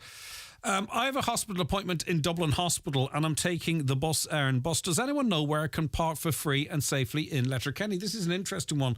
Lee mentioned a similar story, if not this story, to me off air just before the programme started. I had no answer to the question. If you are getting a bus for hospital treatment or for whatever reason, and you have a car, you drive to the bus depot as it is, you can't park there that's a private car park, isn't it? And you're limited to 3 hours parking there, and we can understand it's not up to a private company to provide public parking. But have you any tips as to where you can park your car safely and reasonably close to the pickup point for bus Erin in Letterkenny? This caller has no idea where to park safely and for free in Letterkenny. Let us know. Someone out there has the answer to that. Annagry Tidy Towns are having an open night tonight in the hall in Annagry at 7 p.m. They're looking for new volunteers to help maintain standards in the village. They'd love to hear suggestions as well. Everyone's welcome. That is a public meeting, Annagry Tidy Towns at 7 p.m. in the hall in Annagry. Can I do a couple of requests as well too, just before we head towards the bingo numbers? Anne McDermott in Maherabeg in Burnfoot. Happy birthday to you, Anne, from Liam and Bridget McLaughlin in Grantia, Buncrana, and Sandra Spear in Ramelton celebrating her birthday today. Happy birthday to you, Sandra. Best wishes coming into you from Dennis. Could you read out a birthday request, please, for me? It's for my sister, Julie Jordan in Ramelton. A very happy birthday today to Julie from Ramelton, with love from her sister, Jacqueline, and niece, Tabitha. Sending you our love and hope you have a lovely day. That comes in, of course, as you can imagine, from Jacqueline. And one other comment, tongue-in-cheek here, I'd imagine. Hi, Greg, I'm happy to hear President Michael D. Higgins is making a good recovery. I think he might be out today. Could you please tell me how long he was waiting on a trolley before he got admitted into hospital? I think we all know the answer to that one. I don't think he would have had a very long wait. Tall Darren on Facebook. Good morning, Greg. You said it was not permitted for you to talk about the stabbing incident in Dublin, yet you've no problem talking about bringing... problem talking about the incident at the boxing event in Roscommon. Well, firstly, we can talk about the stabbing. It's the alleged perpetrator, the person charged with the crime. Once someone's arrested and charged, you can no longer talk about anything that might... and this is actually to the benefit of the general population. I'm sure no one wants to say anything that could be used in someone's defence if they are in fact guilty of a crime. Secondly, the other incident is talking about the what happened at that incident, not about the perpetrators, who's responsible, their names. That would not be allowed either. So you're mixing a couple of things up there. I appreciate your text nonetheless, but it is really quite simple. When someone's charged with a crime, you can no longer talk about their involvement or alleged involvement in that crime. But of course, you're free to talk about the incident, generally speaking, as I just have, actually, funny enough. Okay, back with more after these. It's time for Vision Ireland Bingo on Highland Radio. It's Monday the 4th of March. You're playing on the green sheet. The reference number is S6. It's game number 10. The numbers are 23, 11, 89, 8, 69, 85, 44, 53, 77, and finally 78. Phone your claim to 9104833 before 8 tonight, leaving your name, contact number and the name of the shop where you purchased your book, and we'll call you back the next working day. Get all your Vision Ireland bingo information at highlandradio.com. Connect Hearing is open for free hearing tests. Our audiologist is available Monday to Friday for wax removal services at our Letterkenny clinic in the Courtyard Shopping Centre. We also offer a home visit for those who are unable to visit us. Our hearing is our social sense. Are you finding hearing more of a challenge? Call Ursula today on 07491 13296 to make an appointment. Good hearing helps us to connect to our family, friends and loved ones. Connect Hearing, connecting you to life. Local Enterprise Week is back, and 2024 is all about inspiring you to be brave when starting, growing or scaling a business. Running from Monday the 4th to Friday the 8th of March, Local Enterprise Week is organised by Local Enterprise Office, Donegal, in association with their enterprise partners. During the week, over 20 events are taking place across Donegal. Booking is essential. To see the lineup of events and speakers and to book, visit localenterprise.ie/Donegal or call 9160 735. The 9 till noon show with Letterkenny Credit Union, now offering mortgages from 40,000 to 600,000 euro with no hidden fees or transaction charges. Letterkenny Credit Union, 9102127. Okie doke. Declan Meehan joins us on the programme now. Declan also now an independent candidate in the upcoming local elections. Declan, good morning to you. Good morning, Greg. Thanks for joining us. Now, when I saw this initially, I didn't really know how to approach it, and you'll help me here, and I hope I can explain it as well, in that what's happening to the people in Gaza is so horrendous and so catastrophic that a singing competition, almost speaking about a singing competition in the context of what's happening, feels almost like it's trivializing it.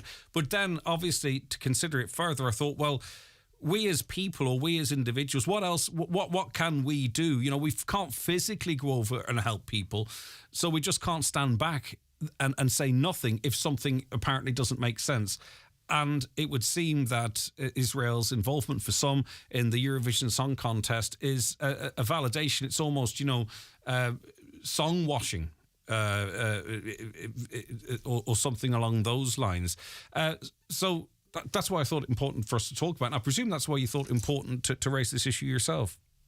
Yeah, that's exactly it, Greg. I think that it does seem somewhat trivial to talk about this, but I suppose, recently we've had a discussion on the airwaves, if you like, around boycotting Israel and trying to exclude Israel from international sporting competitions. And I suppose it's in the same vein as that sort of movement and idea is, they shouldn't be allowed to participate in the Eurovision Song Contest. There's two things on it that I think are important.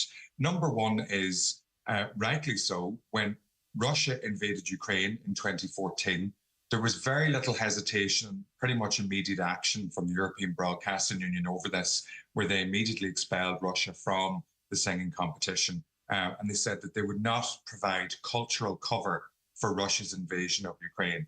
And yet, the European Broadcasting Union has so far resisted any attempts to exclude Israel from the Eurovision Song Contest, and is, in fact, itself complicit in providing cultural cover for ethnic cleansing and genocidal actions in Palestine, and most notably in Gaza. So it is very important, I think, to raise these issues. Again, it'll seem to some people like it's such a trivial thing, but I think we need to highlight the importance and the effectiveness that international sanctions and boycotts of countries in sporting arenas, economically as well, but also cultural arenas like this can have great effect and are important to pursue. I can't remember the exact circumstances, and I should have had a look before I spoke to you. But the last time there was calls for Israel to be excluded from this, they went on and won it. Now, I can't remember exactly what was happening between Israel and Gaza at that time, but I do recall there were calls. They weren't as strong as this, and Israel went on and won it then for whatever reason. I'm not sure if politically across Europe things have changed, but in a way, if they were successful, it would be seen as an endorsement, I suppose, of their actions. Yeah, and I think that's kind of the concern. I think that providing a platform in this arena is, I guess, it's such a joyful event, Eurovision. It's such a bit of crack, and it brings a lot of Europeans together, and it creates that kind of idea of unity, even if it's for one night, and allowing a country that is engaged in illegal military activities, genocidal activities, just seems completely contrary to that. It's not meant to be a political event, obviously, but it has shown previously where it will draw a line and exclude countries from participating when it is perceived that that country is, where its participation is incompatible with the values of the song contest. Yeah. So again, but I get that as well too. But again, this is not comparing what's happening in Gaza to a singing competition. But we are watching Israel effectively collectively punish at the moment. The awful events of early October, obviously there was going to be a reaction. But now what's happening is that this is sort of the entire population is being punished for that.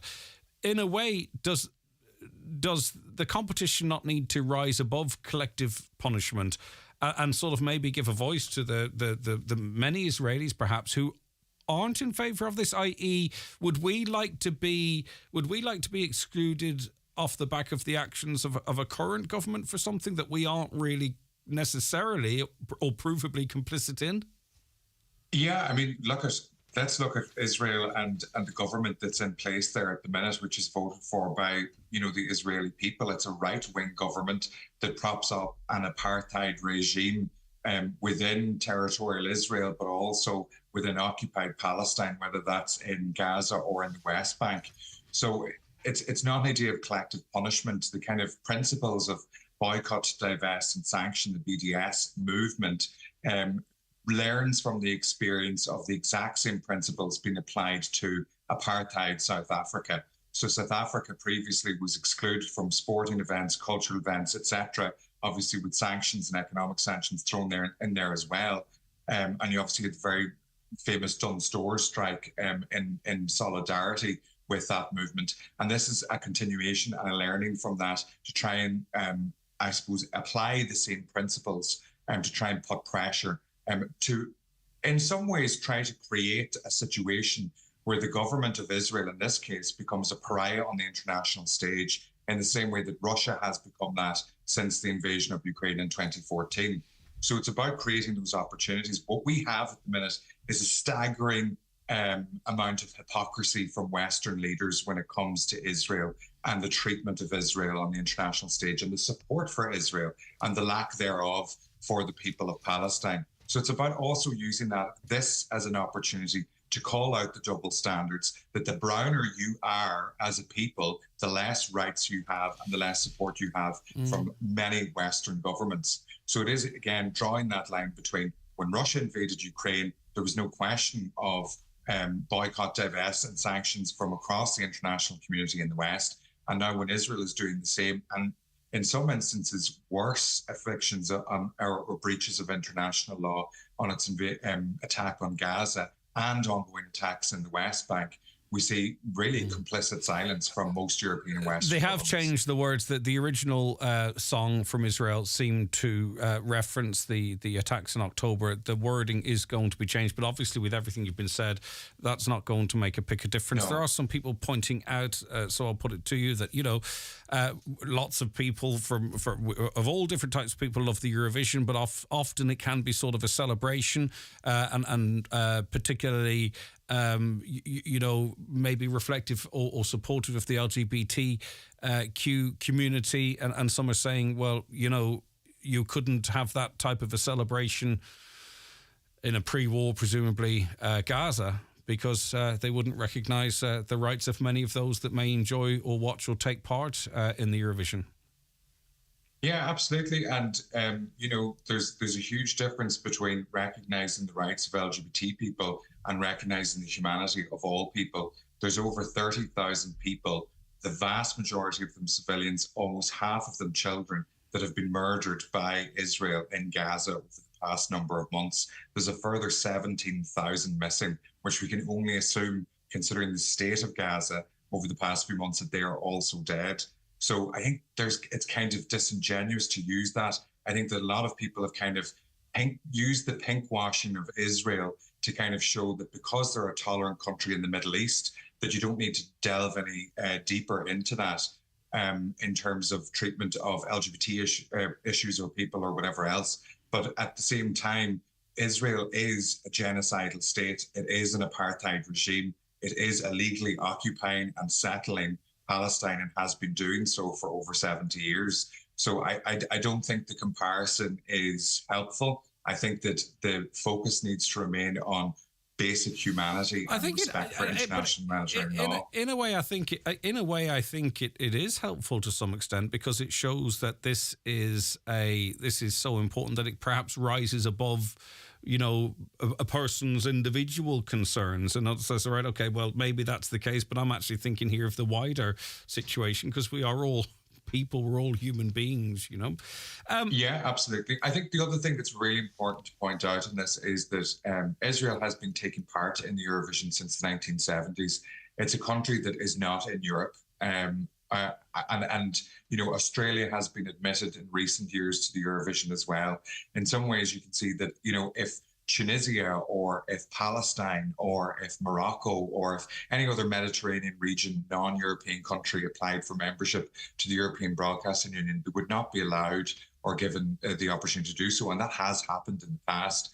So it is in recognition of this almost kind of white supremacist colonial state that Israel was ever granted admission to the European Broadcasting Union and Eurovision in the first place. So the whole kind of thing is based on hypocrisy. And this continues today when you see the double standard, how Russia has been treated and Israel is treated. And both should be treated as pariah states in relation to their illegal invasions and occupations. Yeah, it makes the entire, obviously it's actually just really, really complicated now because Israel probably will continue to take part and it is instantly, I know they want to avoid politicise the competition, but it's unavoidable. They are actually in a very difficult position because to exclude Israel at this point sets a precedent, because then there becomes a bar as to what's going on in a particular country. Do you exclude them from this competition? But the precedent was set with Russia and I suppose with Belarus in the past as well. So there's great minds here. They're going to have to suck it up and come up with something. I think it's important to kind of point out as well, Greg, that calls for boycotting the Eurovision aren't just in Ireland. Finland, Iceland, Denmark and Norway, there's huge movements within those countries from both the winning artists and their public broadcasters to boycott if Israel are allowed to participate. And that's what this movement in Ireland is calling the RTE to just simply say, we're not taking part. If Israel is taking part, they shouldn't be given a platform. They shouldn't be given cultural cover, which is to use the exact language of the European Broadcasting Union itself. All right, but at the same time, RTE are asking people not to wear emblems or fly flags in one particular or another for not to take a particular stance. So I can't see them taking this leap. But listen, you have your job is to make that call, and it's up to them whether they heed it or not. Not your job, but your feelings. Okay, thanks, Declan. Appreciate it. Take care of yourself. All right, what do you think? 086 60 25,000. Should Ireland pull out of the Eurovision Song Contest if Israel is a part of it? Let us know your feelings on 086 60 25,000. We're taking a different tact, but staying on the issue of the war in the Middle East. James, a former Irish soldier in the UN's with us on the programme now. James, how are you getting on? James, are you there? I'm good. Okay, sorry. Can you hear me, Greg? Loud and clear. I just had the wrong button pressed. Okay. James, for a lot of people, a generation, or those of us who, to be honest with you, are a lot of people, their knowledge is just when the media starts talking about something, and their opinion often is the way that information is presented to them by certain parts of the media. That is just a fact. But everyone is becoming aware of what's happening in the Middle East now. For a lot of people, it all started on October 7th. But obviously, with your experience and your knowledge, you would be well aware that this type of activity from Israel goes back a long way. Oh, absolutely, Greg. I mean, my time, I was in the Middle East in the sort of late 70s and done maybe about 4.5 years altogether with the UN. Different periods, obviously. Finished the last time it had been 93. And all during that, conflict with the Israelis invading Lebanon in 75 was the start of it. And then, but the Palestinians were pushed out. Of course, as people know, 1948 was the first big push out from Palestine when Israel was sort of been formed. And that's with the French and the Americans and the British behind all that type of stuff, as we know. Anybody that's not sure of that history, because it's easy looked up and easy checked out. But Israel have always been a force that, and people can understand it as well. Obviously, everything sort of stems back to the Holocaust during the Second World War. We always seem to go back to that. And people would say, well, I mean, so that's 100 years ago or whatever. But, that's what it's like, I suppose, in a lot of countries when there's conflict. People will always get a reason as to why things are the way they are, and that gives them justification for maybe doing certain things. And, of course, what happened on the 7th of October when these guys invaded Israel and took away hostages and killed maybe 1,400 or 1,500 people, all that adds to it. But there's an old saying, Greg, and I'm sure people realise it, if you poke the bear too much, sometimes it is going to fight back.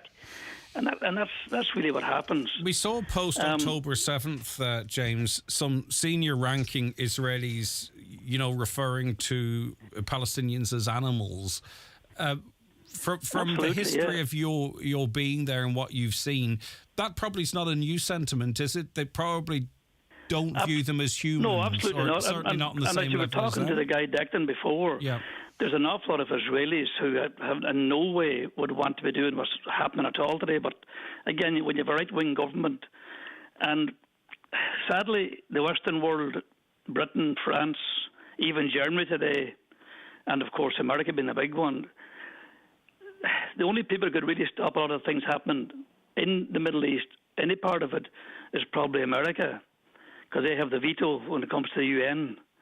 A lot of people don't realise, Greg, that there's 192 or 93 countries. I think Ireland's now part of the UN, and there's only 5 voices that actually matter. Do people realise that, I wonder? Mm-hmm. And that's Russia, China, America, France, and Britain. And if any one of those countries says something's going to be vetoed, not going through, that's it. Doesn't matter if the other 180-odd people say that they agree with whatever the UN says, but once one of these countries veto that, it doesn't happen. And that's a massive problem as well, of course. Some would say that this conversation is anti-Semitic, but from my perspective anyway, I actually really don't care about anyone's background or what have you. I'm only observing. I couldn't condemn enough what happened at the start of October, and I'm sure you'd join me in that.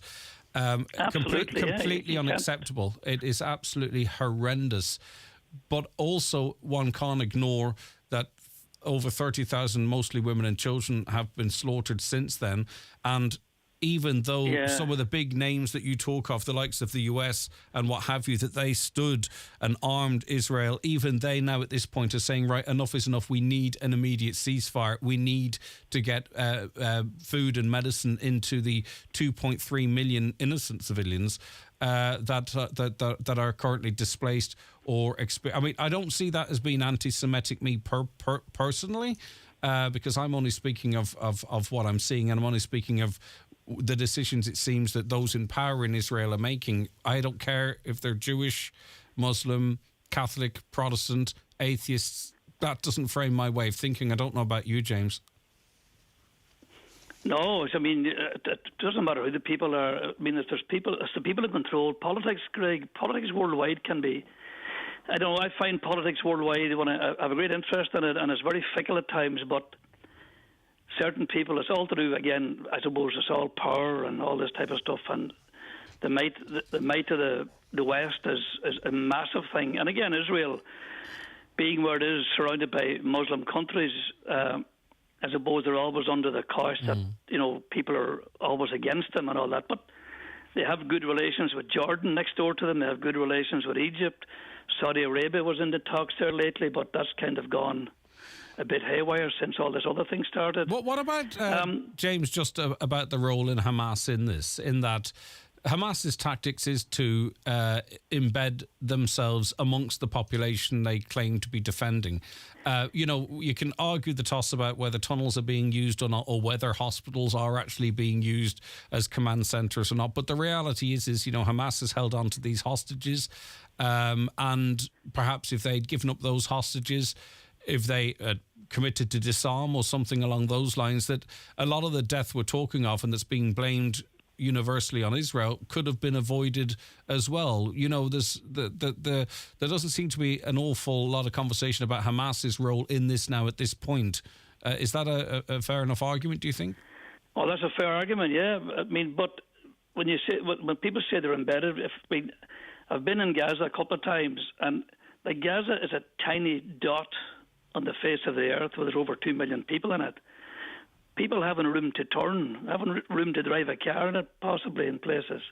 When you do drive in through it, you must remember Gaza, there's 5 main ways in and out of Gaza controlled by the Israelis, and there's one controlled by the Egyptians. The one that's mostly talked about these days, the Rafah gates. But remember, there's no work. People just sit around all day, and it's actually frightening to drive and walk through it, because you feel there's eyes on you all the time. But in saying that, the people themselves, like anywhere in the world, like even Lebanon, that people just want to get on with their lives. They're not this political. It's a bit. I often refer to these things, Greg, and think back to our own problems here in what we call the north of Ireland, the 6 counties next door to us. But you know, you have people who just want to get on with things, whether they're Protestants or Catholic or anything else. But they're not allowed to, because there's people out there that want to keep the basically, the James, kettle on the boil. The only difference between that metaphor, though, basically, though, is that, you know, with agreement we can live together. The problem, particular problem, seems to be is that I'm not sure Israel is content at all now living with their neighbours, or vice versa. I know Israel is trying to stamp out Hamas, but at the same time also perhaps they're breeding, even a more militant army that they're going to have to fight into the future. Even with a two-state solution, can those two parties coalesce there ever?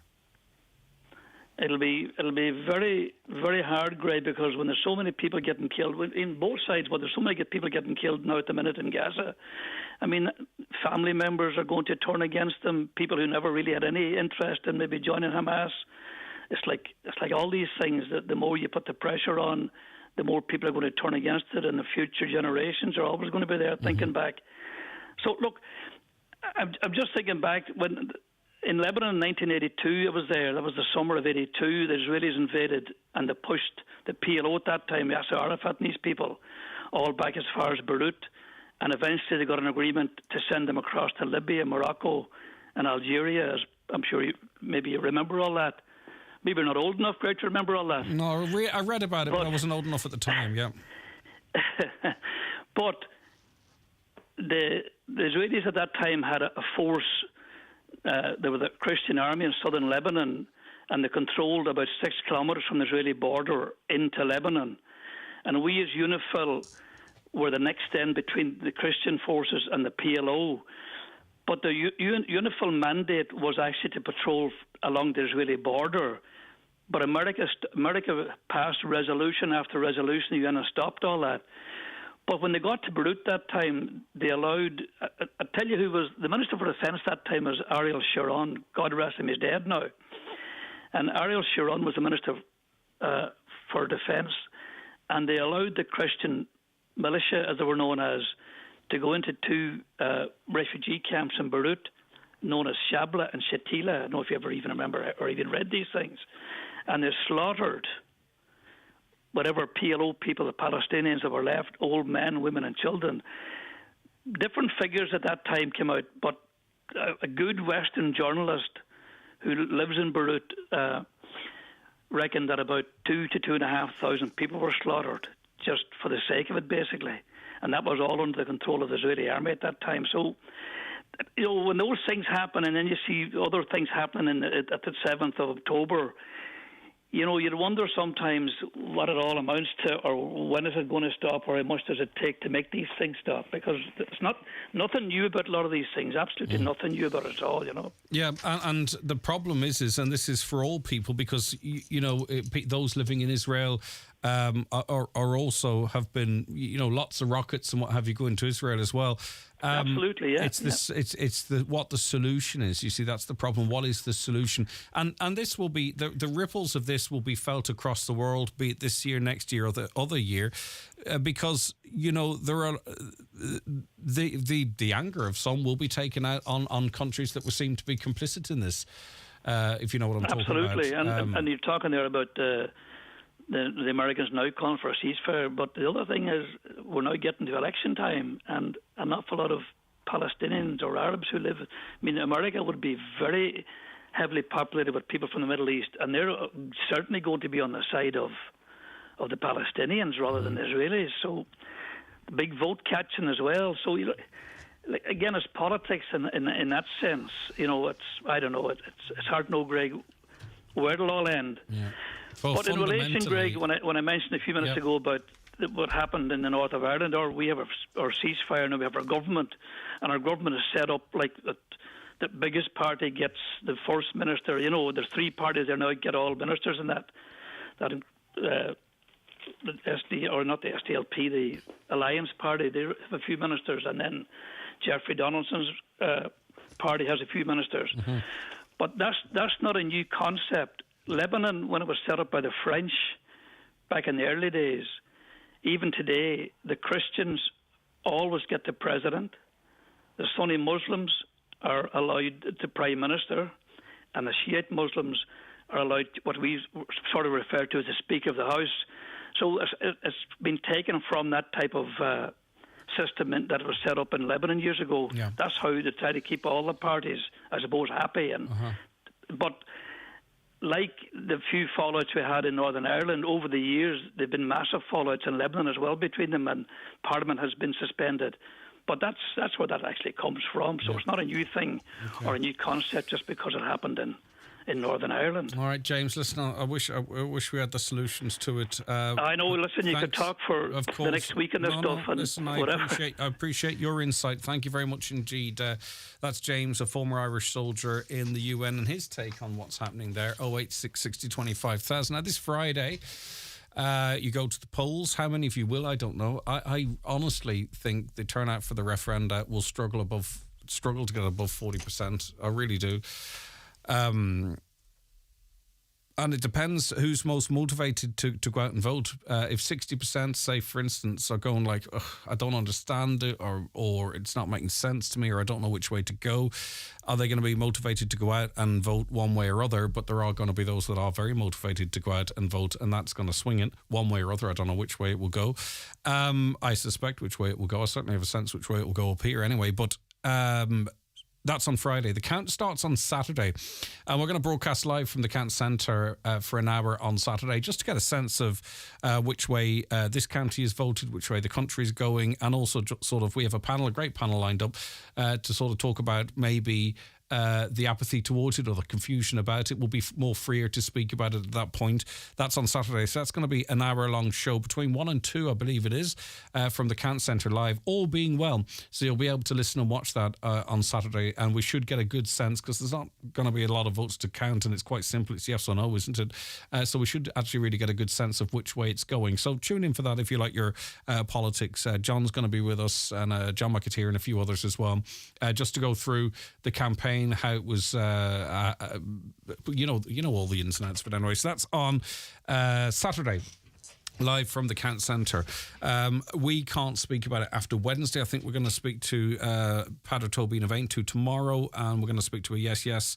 This is where it gets complicated, because there are people who are yes, no and no yes with their own opinions as well. But we've been timing the contributions from various contributors as we have to. So we're going to have a no conversation tomorrow, yes on Tuesday, and then after that Wednesday, no more speaking about it. So you go to the polls on Friday. What will the turnout be? I actually could see it being mid-30s. I really think it could be very, very low. From the people I'm talking to, a lot of shoulder shrugging, as if, well, what is it about? What is, maybe one half of it, one part of it's more easier to articulate and understand than another. But sure, we'll see. What do you think? What do you think the turnout will be? As I say, I think it'll be low. Okay, let us take a break.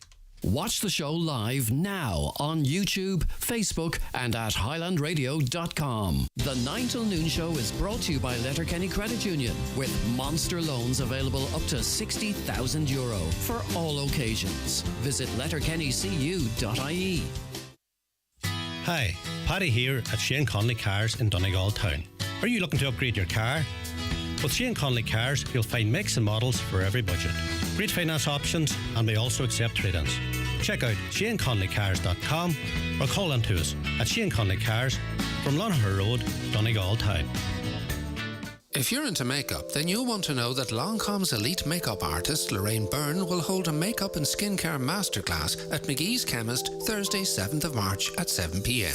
With refreshments, giveaways and prizes on the night, it promises to be a really enjoyable experience. Tickets just €25, redeemable against any Longcom purchase on the night. Places limited, booking essential. Call McGee's Chemist on 07491 21409 or call in store to guarantee your VIP place. Enhance your skills with SafeTech's part-funded training programs. At SafeTech, we provide courses including first aid, roadworks, people moving and handling, confined spaces, electrofusion and machinery training for Ireland and UK sites. Also online programs such as water hygiene, construction supervisors, safety reps and much more. If you have a group for training, SafeTech will go to you. Contact SafeTech today at safetech.ie and take the first step towards upskilling and safety compliance. Common Luthla Scale Glananya, Glenfin GA in association with Planalchanga. And Gaeltacht Lar are hosting a 25-car drive in the Glenfin GA Centre this Friday, the 8th of March at 7:30pm. Entry is €25 with half the pot paid out in prizes. There will be partners at tables of 8, refreshments served on the night. That's this Friday night in the Glenfin GA Centre. This ad is sponsored by Hugh Boyle Central Heating Power Flushing.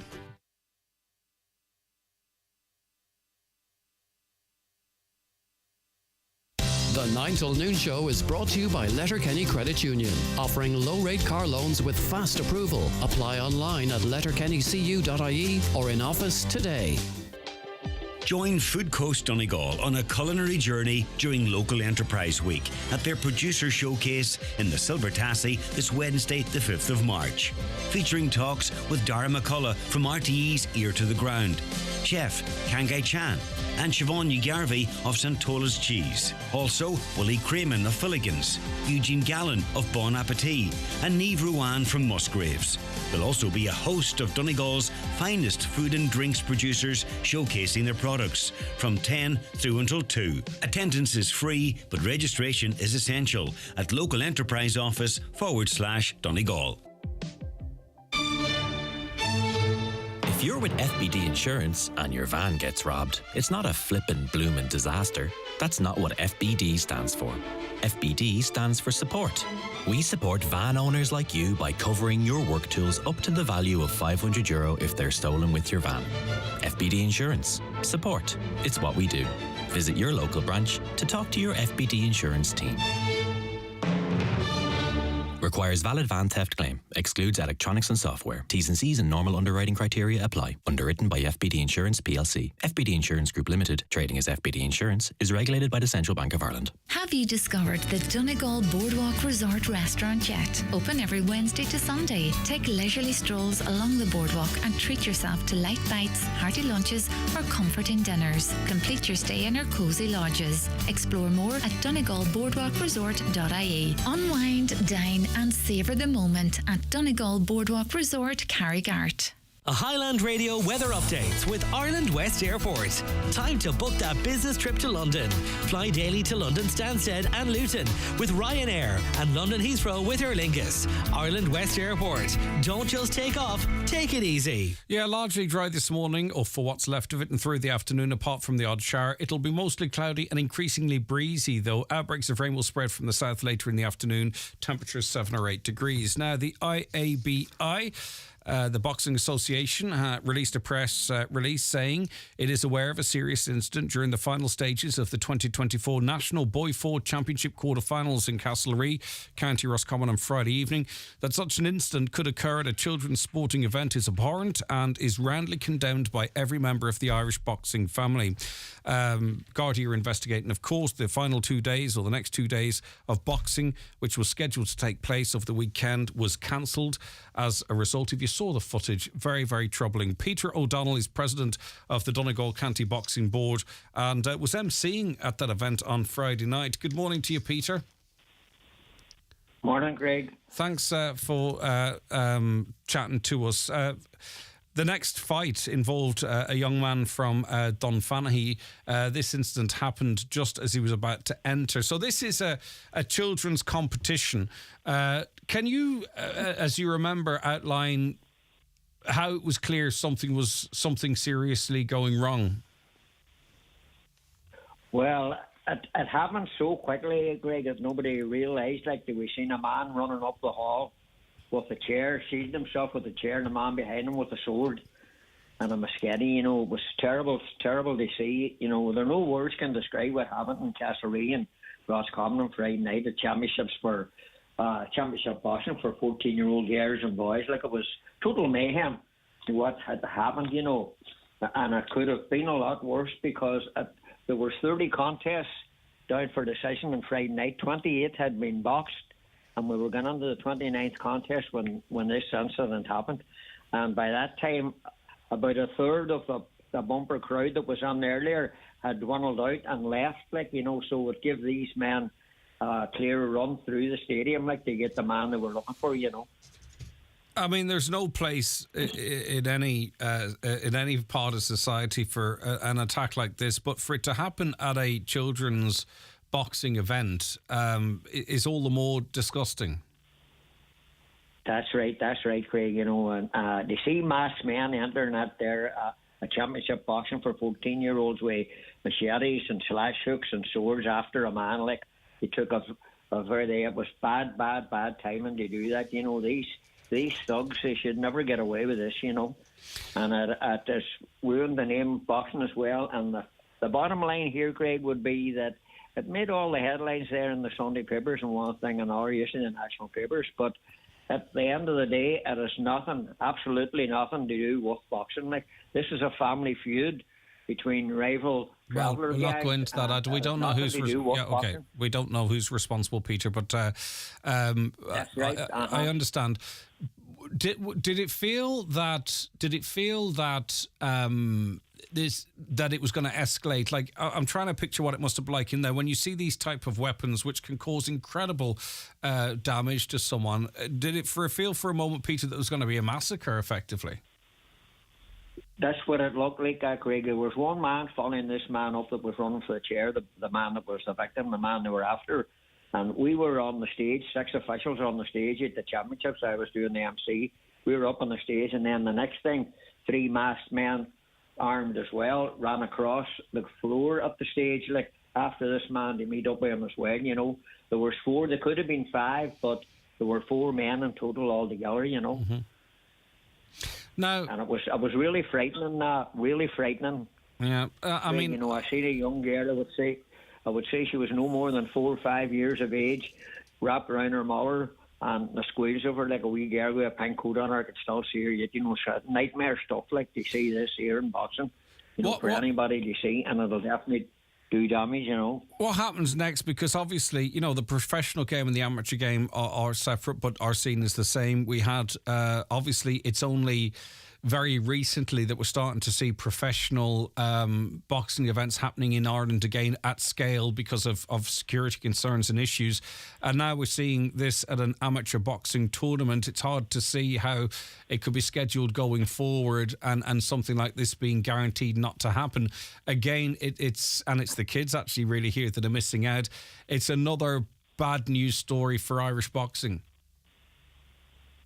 Yes, that has nothing to do with boxing, Greg. And you can't, you definitely you can't look into the future or see what's going to happen next. You don't know when these things is going to happen. There's no man can forecast this. It's something hopefully we would never ever see again. Or any child would want to see. And it'll be a loss to boxing because there are a lot of parents there that. And they'll not want their children back at boxing or one thing and another after seeing this here because they don't know when this is going to escalate again or happen again. There's no guarantee, was it?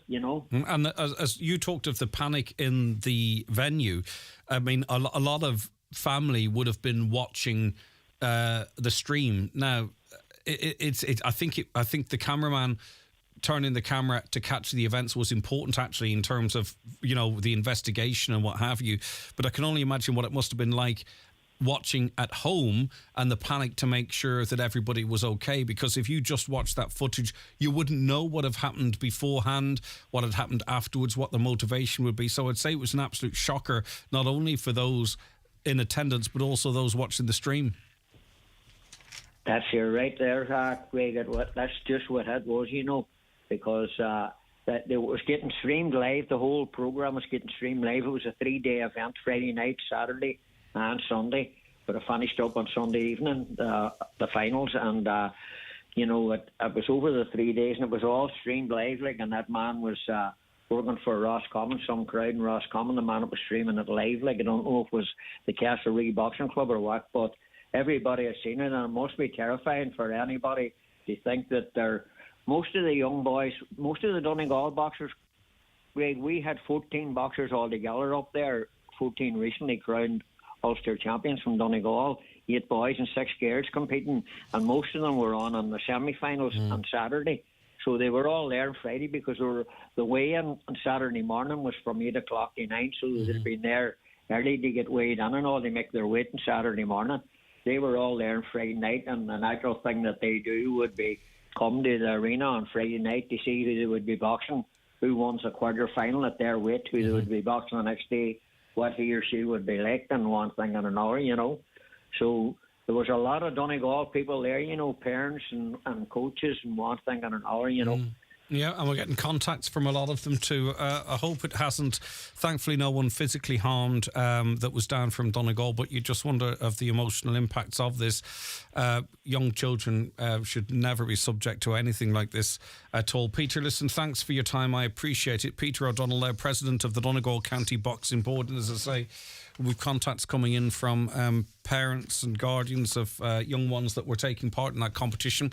We'll get to those comments and more after the news at 11. The 9 till noon show with Letterkenny Credit Union. Simplify your debts with a debt consolidation loan from Letterkenny Credit Union. Call us on 074 910 2126 or apply online via our app or in office today. Donegal's newest and largest live music and cocktail venue is coming soon to Ballybofey. This March, come and experience Gallon's Bar, featuring 18 screens, 12 live music acts weekly, 4 bars across 2 floors, including 2 cocktail bars, a wine bar and a rooftop beer garden. Gallon's Bar, Ballybofey, something for everyone. Strictly over 21's venue. Follow on Instagram, Gallon's Bar, for more details, competitions and the reveal of our official opening date. Despite low temperatures and high energy costs, it's important everyone stays warm and well through the colder months. It's also important to understand that saving energy where possible saves money and helps reduce the impact on our climate. Simple steps can make a big difference, like turning down the thermostat by 1 degree, limiting the use of high-energy appliances like tumble dryers, or ensuring we don't heat rooms that aren't in use. Government is playing its part too, making a range of supports available to help ease the burden on families across the country. For support and advice, visit gov.ie/reduce your use. Brought to you by the Government of Ireland. For a great breakfast, pull into Kelly's Diner in Letterkenny. Not just a great breakfast, but mouth-watering burgers, delicious chicken, succulent steaks, and so much more.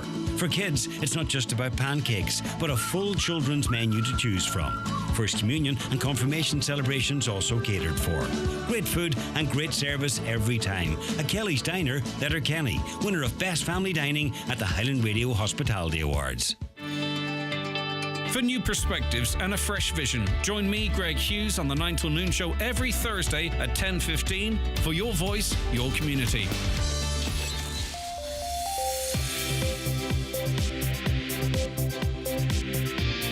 With all the stories that matter across the Northwest, it's Greg Hughes on the 9 to noon show on Highland Radio. OK, Brendan Devaney is going to be one of our guests in the next hour, reflecting on the weekend's GEA action, that and so much more besides, after we get the news headlines now from Michaela Clark. Thanks, Greg. Good morning. What effective bloc campaign groups believe to be the proper definition of 100% redress is to be unveiled tonight. A public meeting is being held at Ingrenin Hotel Burt at 7 p.m. as part of a joint initiative being led by the Micah Action Group, Redress Focus Groups and 100% Redress No Less. The groups have set out 4 principles of redress. They are property, process, people and support and prevention. Searches are ongoing in Lifford and Strabane today for missing Strabane man Jordan Gallagher. A major search and rescue operation was initiated on Saturday night involving emergency services from both sides of the border. Foyle Search and Rescue and the Community Rescue Service for the Western District are carrying out searches today. A petition has been set up in a bid to prevent the closure of Fawn Health Center. It emerged over the weekend that plans are in place to relocate the nurse working at the centre, which leaves those in the area having to travel to Buncrana to avail of healthcare services. A link to the petition is available on our website, highlandradio.com. A fire at a derelict building in Derry last night is being treated as arson. The blaze started at the former site of Lisneal College on the Drumahoe Road at around 9 o'clock. There's a call to allow asylum seekers to be able to work after 2 months of arriving in Ireland. Currently, they can apply for permission to work if they have not received a decision on their international protection application after 5 months. Minister of State for Enterprise, Trade and Employment, Neil Richmond, would like to see that timeframe shortened to help tackle the recruitment crisis in sectors such as construction. Pre-hospital emergency care on Armour Island is getting a huge boost today. A new replacement ambulance vehicle is being delivered, while an emergency care information sheet is being distributed to every home on the island, and 10 volunteer islanders will receive emergency first responder certificates from the National Ambulance Service. And the tearing down of posters urging a no-no vote in Friday's referendum is undemocratic. That's according to Letterkenny Into representative Mary T. Sweeney, whose posters have been removed in a number of areas. She says the actions of those responsible is totally unacceptable. Those are the latest headlines. We'll be back with an update again at 12 noon. Thank you very much, Michaela. I've hidden it where we spent months scraping wallpaper, reflooring, grouting, wiring, rewiring, and I'm not sure we'll ever be done. It was a shell, but we're making it a home. That's where you'll find it. With the Cadbury Worldwide Hide, you can hide an Easter egg online for someone you love. You just need to give them a clue of where to look, somewhere only they know. Search online for the Cadbury Worldwide Hide. Ireland 18 plus, T's and C's apply. OK, the DL debate coming to you live after 7 o'clock this evening. Its presenter is Brendan Devaney, and he joins us on the programme now. Brendan, how are you getting on? Good, Greg, yourself? Good to have you with us. Donegal ladies losing out to neighbours Tyrone yesterday. Any concerns with the direction of traffic with that team? No. Listen, as we've spoken before, Greg, German Nolte's building a new side there, talking about potential, go for promotion. There wasn't a lot in the game, 112 to 311. I mean, the goals did the damage in it, it was close enough encounter. But I think for him, happy enough to do well in the league, build towards the championship, and just get a bit of experience for a lot of these girls, as I say, because there's there's been a host of changes there and that, so I don't think he'd be overly bothered about that. He just wants to build for championship. Interesting chat with you and Jim McGuinness after Donegal's victory yesterday. Perhaps a little tougher than some were expecting. I think Donegal were 1-8 on for those people that were going to bet on it. Effectively, don't back him. But for much of that game, it was a much closer contest than the odds would suggest it was going to be. Yeah, I suppose Mickey Hart and Devlin had done a good job there. Greg Louth were in up, and then they jumped ship and went to Derry. So there was a makings of a decent side there. Jay Brennan came in, very much, a highly sought after new coach. And they were set up very defensive, real counter-attack blanket, physically very strong. So we did find it difficult against them. Again, it was a kind of sticky kind of match. And Louth's league position, as I say to Jim, Armagh only beat them by a point.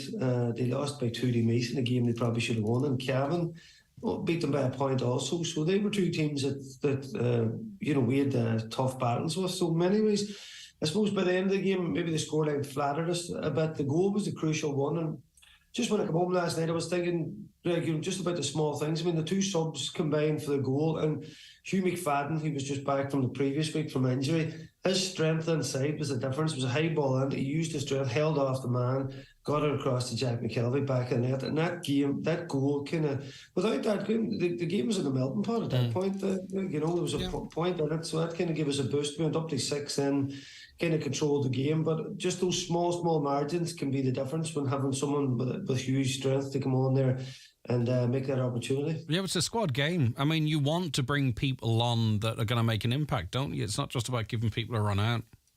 Yeah, and we've a whole, like I was saying to Jim, there's 6 or 7 players, Greg, still to come back, and you could make a case for all of them potentially starting in the team. So hopefully we get a lot of these injuries back, because as you said, even if they don't start, if you have lads that are very, very close, they can come on and really create something. Because the games, you've seen it yesterday, every game, it opens up towards the end. Often a lot of these games are very, very tight, particularly first half, but they always do open up. And then if you have players of pace and ability to come on, that's a big thing. All the modern teams have it. All the big sides have it, the squad, the depth, and that's very important. Derry Dublin was a hard watch. Yeah, you know what? This was probably Derry's first big challenge. You could say again the previous games that they played there. Tyrone were out of sorts, missing people. Kerry had only half the team from the Ireland on, and the games that they won there, you could maybe question. Galway were missing maybe 3-4 of their best players. So this was the first real challenge, and the Dublin kind of showed up that this blanket defence can be opened up. They're the masters at it, and in many ways, I think it was a big game for Mickey Hart probably to reset. Derry had won all the other games pretty easy, and people were talking them up as going to win every game this season, kind of thing. So I think even though Mickey Hart wants to win the league and beat everybody in it, I think in many ways you learn from certain games. And last year, Dublin came down, Derry beat them at Celtic Park, but Dublin did beat them quite easily in the League Division 2 final. But this time again, Dublin just seemed to have upped it the last couple of weeks. Greg, and again, they are the side to beat. Yeah, and Donegal the side to beat in Ulster now. Don't know. We would still win the Celtic Park as underdogs, Greg. There's no doubt in that. As you look at last year, I suppose we kept with Derry for 45 minutes at home in the championship, and that was with all the troubles of last year. So I think there'll probably be maybe 10, 11 extra players involved this year that weren't there last year. Now we are away from home, and they are back-to-back Ulster champions. They are, up. They're probably, people put them probably number 3 in Ireland at the minute. So it's still difficult. I would still say we're outsiders for that one, Greg, and we'll keep talking up the Derry men in between. Yeah, well, you're the biggest Derry cheerleader there's been for the last 2 years, so for whatever your motivation is. Just a quick one on that. Has the Derry people welcomed Mickey Hart into their hearts?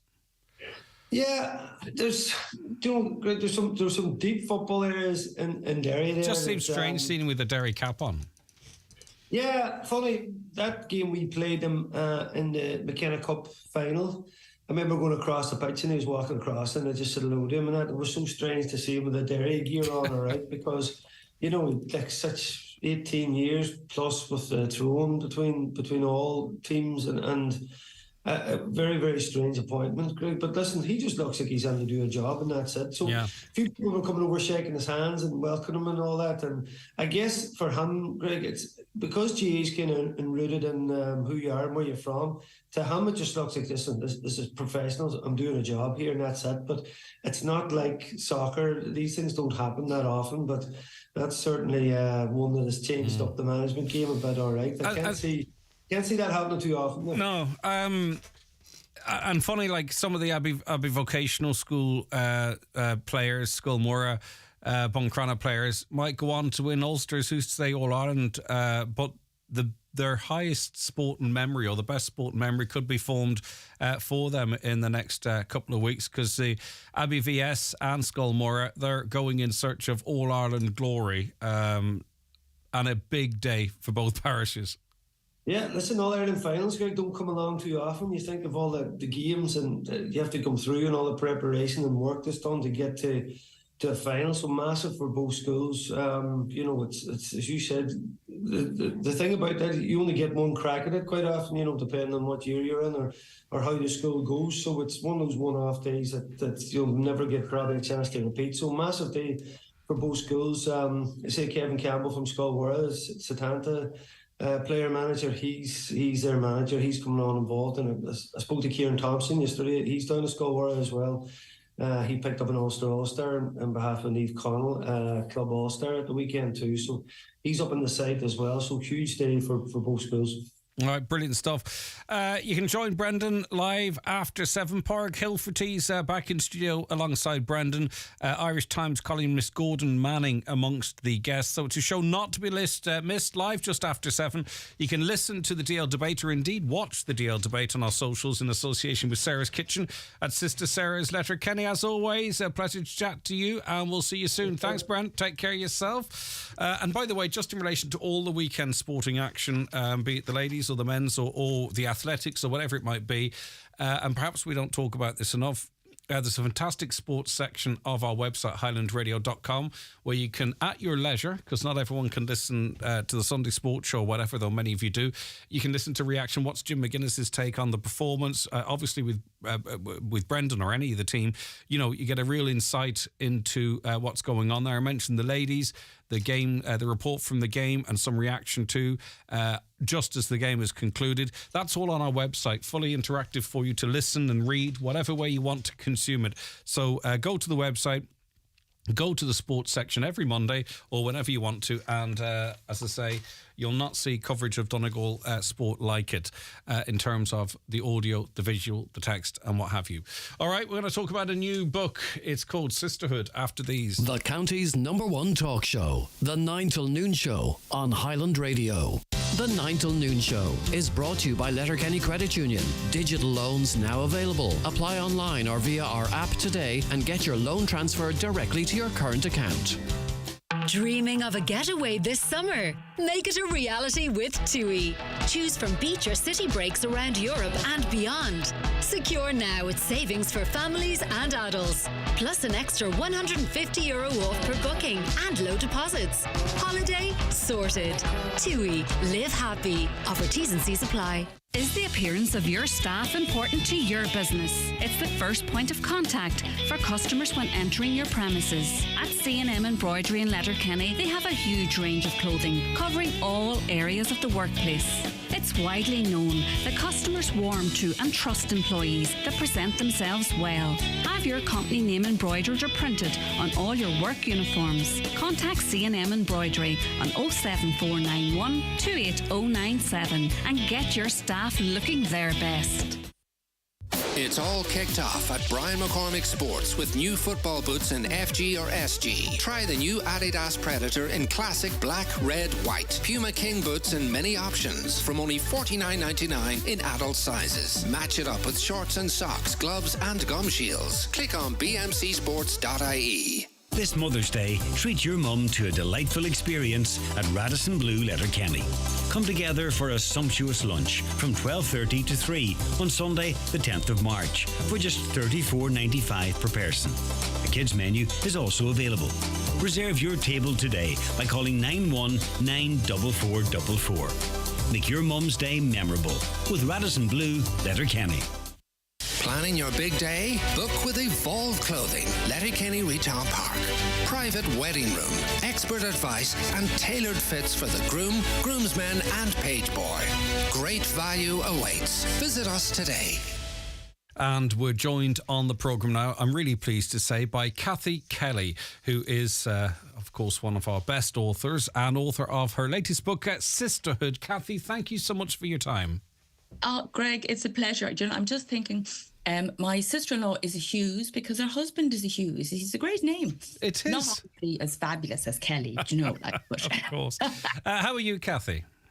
I'm doing okay, Greg. I'm doing okay. As you can see, and not the listeners can't see, but I have the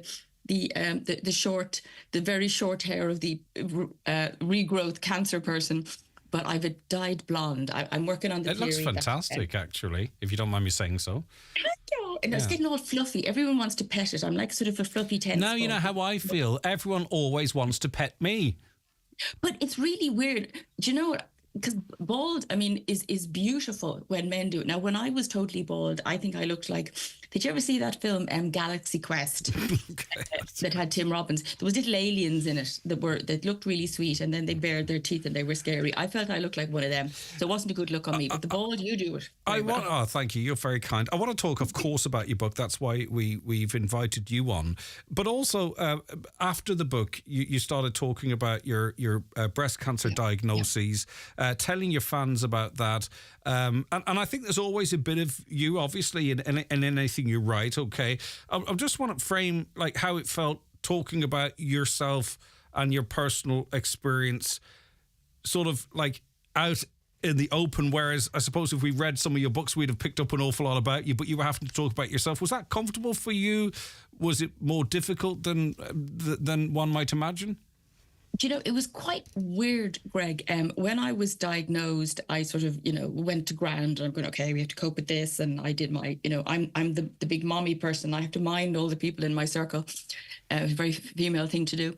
But, and then when I was having chemo, I was very, very sick. I have a cancer where you have chemo, surgery, and then radiotherapy. Mm-hmm. So I'm at the waiting to get radiotherapy stage of my voyage. I'm trying not to call it journey. I know. I understand exactly why. Yeah. But the talking about it, do you know what? When I was diagnosed, I really wanted to know more about what it was like, and that's going to sound daft because there's so much written about cancer, and but at the same point, talking to people who'd gone through chemo or cancer became very important to me. Mm-hmm. So I lapped up every article I read. I mean, October will say Cancer Awareness Month. Oh my God, I was reading everything. Yeah. And as someone who, I'm into the concept of public service, very much so. I mean, I work with UNICEF. It's very important to me to help, in the sense that if I have a voice, I can help people with that voice. So I realized that it would be lovely if I had been just diagnosed with breast cancer and someone like me was coming on talking about it really honestly. So it felt like I was reaching out to people in a really nice way. And I suppose the issue when you have something very personal that you're sharing, you can get a bit of negativity on social media. And I just kept off social media. Yes, good call. Yeah, because it's just too depressing. But the people who've got onto me talking about their cancers, talking about listening to me speak, it's been very powerful. So it was weird. Let's put it this way: 27 years ago, when I had my first book published, I wouldn't have been able to talk this openly. But now, as I'm getting on in years, I'm much more comfortable talking about stuff, because I'm like going, okay, if the haters don't like that, that's fine. But it's really helpful to people with cancer to have someone else going, this was terrifying and this was awful and this helped and this didn't help. Yeah, and the more voices, because it's very individual to people, and some person's experience is completely alien to them. So the more people are talking about it in different ways, it's always going to resonate, or someone needs to hear it. That's when we talk about stuff on this show. Yes, I do it because if the one person that needs to hear it hears it, then I think the day's work's done. That's exactly it. If one person hears it, that is so incredibly powerful. And when I was going to have chemo, I was desperate to find people who'd had chemo to know what that was like. Mm-hmm. Because you go on the internet and it says lots of things about chemo, but there's not, you've got to really dig deep. And then when you're having chemo, you're going, is this normal? Am I normal? So it's lovely to have other people say, yeah, that was dreadful. That bit was difficult. Yeah. And then when they took that drug out, it was easier. And you feel more empowered by, your when you know more. Knowledge is power. It really is, indeed. Now, on to the book, because talk about, juggling act. Of course, you've completed this book. You're talking about this book. You're talking about your own situation. But this, I think all good music film books, it kind of, I think it works best when you can sort of, you recognize yourself in it, or you recognize something in it that feels real, okay? And it's, each person might feel it in a different way, but I think that's when you've really hit the jackpot, that's how people are consuming it. So, in tell us the story of Sisterhood. Not all of the story, the headlines, obviously. Well, yes, Sisterhood, it's sort of sisterhood on two levels, because it's about two sisters, but it's also about women and female friendships, which, I wouldn't be here today if it wasn't for that. So it's about two sisters, and one of them is coming up to her 50th birthday, Lou, and she is one of those beautiful people who does everything for everyone else and never takes time out for herself. And, she cleans her mother's house and she runs around after everyone. And she allows people to treat her like this. I think that's one of the not one of the messages, but one of the themes running through the book is that, people will treat you the way you allow them to treat you. So she's no boundaries. And it's coming up to her 50th birthday, and her mom is a bit of a nightmare. The mom is a bit of a man killer, and is, she's a sculptor, and she's full of energy, but not energy to actually clean her own house. And it's coming up to Lou's 50th birthday, and suddenly everything starts to fall apart.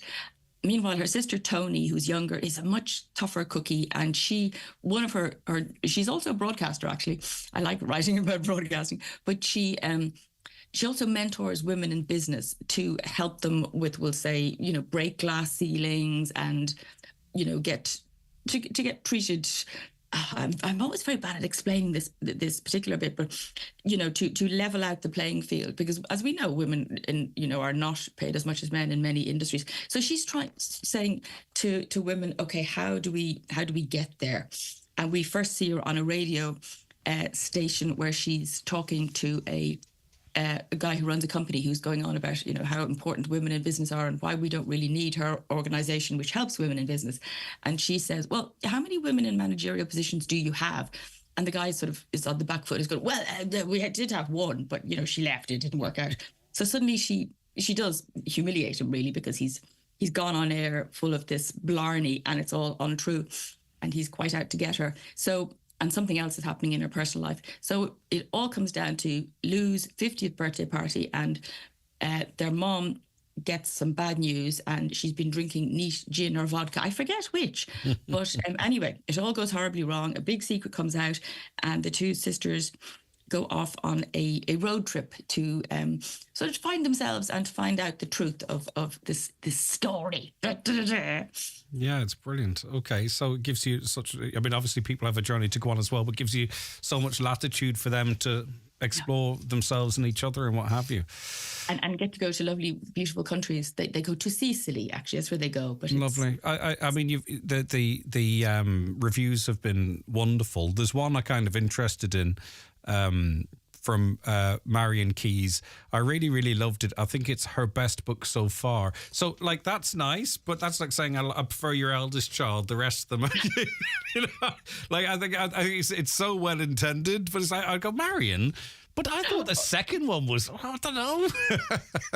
I suppose I know exactly what you're saying. So years and years ago, somebody in PR in the UK wanted me to write an article about which one of my children I preferred better. I'm not making that up. So yeah, it's a scary world. It's lovely and it's beautifully intended. I just thought it was, particularly when, I know. I think you're always trying to go better with each book. So when someone says that, you're like, it's so that's so lovely. I know, of course. Because you're always evolving and developing, aren't you? I mean, as you go on your own life journey, that J word's getting overused nowadays, but you'll bring in more of your experience and understanding and different perspectives into your work as well. I know, you get older and wiser, and I'm 57 now, and I started writing when I was 27. Is that right? That must be right. Yeah. So that's staggering, Greg. I can't get over that. That makes me feel like 100. And I inside, I'm still like a sort of a slightly ditzy 24-year-old. Yeah, I'm 24 as well in my head. I know. I'm 24. Yeah, we stay 24. But it's really good when you stay 24 in your head. I was reading an article only this morning about long life, and a lot of it is enthusiasm for life. And there was other stuff, and I feel that, not eating sugar was partly on the list, but I'm just going to ignore that bit, and I'm going to work towards keeping enthusiasm in my life. But yes, as you get older, you bring so much more into books, and so now I have loads of information in this head. I just have to, if I could plug something in, at night when I'm thinking in bed and get it down on the computer, that'd be brilliant. I know. It's funny, the top line in the back of the book, it's just when you talked about your cancer and what have you as well, Lou never puts herself first. And in the numerous conversations I've had primarily with women with cancer, and you mentioned it a little earlier on, whereby you go to tell people that you care about, but it's actually you telling them, but it's going to be okay. I'm going to get through this. You don't need to worry. So you actually become the counsellor of everyone that you're breaking the news to, rather than, and this is just, it's just a human condition, rather than all of a sudden you tell everyone, it's right, everyone, let's get around Kathy. They are there, don't get me wrong, but it's so often like Lou that what can be in your darkest moment, you turn to the making sure everyone knows Kathy's going to be okay. Don't worry about it. I was very much like that. Actually, do you know what I was doing while I was waiting for you? I started to read this book this lovely lady sent to me, which is When Things Went I'm going to say the word tits up, and it's that's the second time today that phrase has been used, not by you. God. No, it's quite funny. It's fine, but two people have said it today. But go ahead. Oh, it's actually hilarious. But this is a wonderful book, and It's written for charity. It's for Purple House Cancer Support, which is quite near me, and Marie Keating Foundation. But it's lots of poems. This marvellous woman, Dervla O'Hare, and I have to actually try and get in touch with her because she sent it to me. And it's a beautiful book. And she talks about telling her mom. It's through poetry, and she's a poem about trying to tell her mom and trying to take away the pain. And that's exactly it. So when I was diagnosed, which was at the end of July, first I came out and I said it to my partner, PJ, because I was, what they were basically saying to me in breast check, and women check your breasts, as we all know. But what they were, they couldn't absolutely say I had breast cancer because only a biopsy can say that.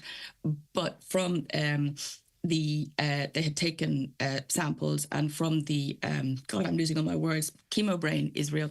From the ultrasound, that was it. The doctor, she said, "Look, you're coming back. This is we can see this is not good." So I knew I had cancer. So I had to go out and tell my partner.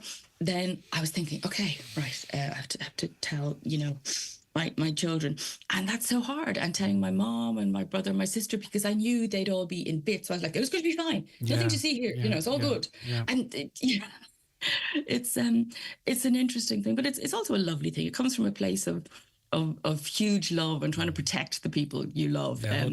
Women are incredibly special. There's no doubt about it, because it is. I mean, we have to do it to some extent as well, but it's just a very, very common story. Okay, listen, Kathy, it's been lovely speaking to you, and I'm so pleased that things on your career path, your career path as well, of course, but your health path, trying to avoid the J word again, seems to be going really well for you, and you're rocking the blonde. Oh, do you it's great. So, getting sort of fluffy. I have to say, you're very lucky because you've got a very nicely shaped head. You see.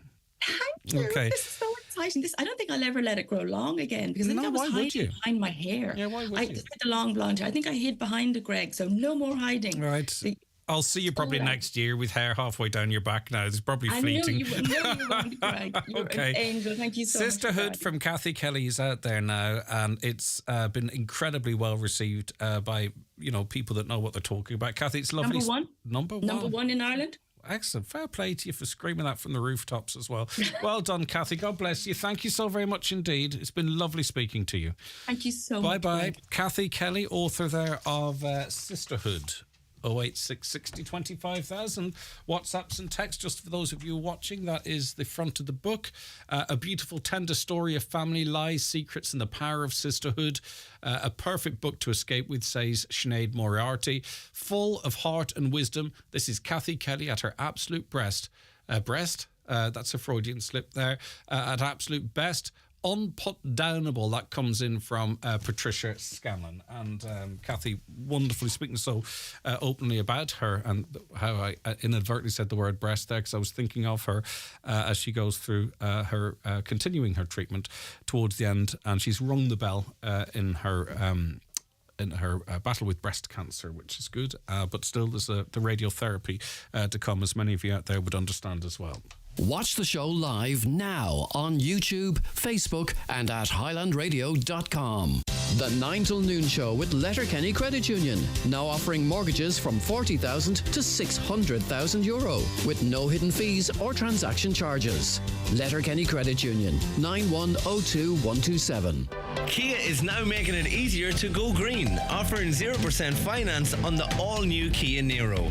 With an impressive 460-kilometre range on a single charge, the Niro ensures you can go the distance without compromise. Visit imotors.ie today and avail of this limited offer.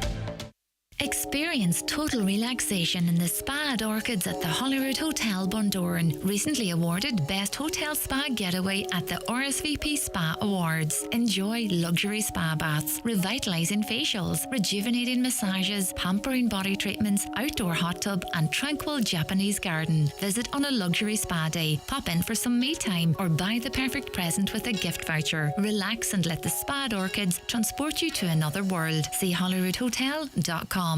Backstage Bar and Grill is the ideal destination to treat all the mums this Mother's Day. Every mother who dines with us will get a free dessert with their meal.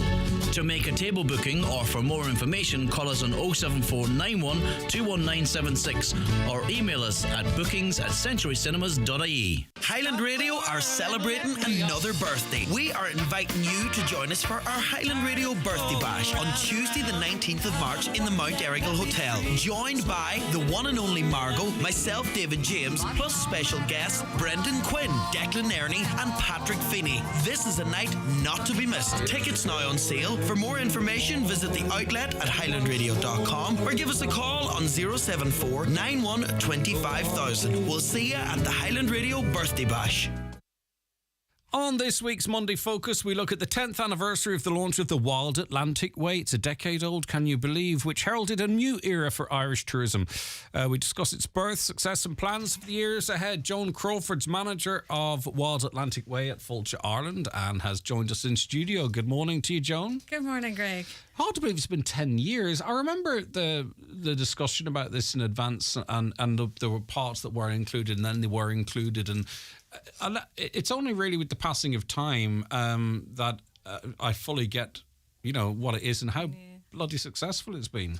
Yeah, I suppose the Wild Atlantic Way was created at a time when we were in global recession, Greg, and the west coast of Ireland, tourism was decimated. Like, people were leaving the west coast in their droves, and tourism businesses were only really open about 8 weeks in the year.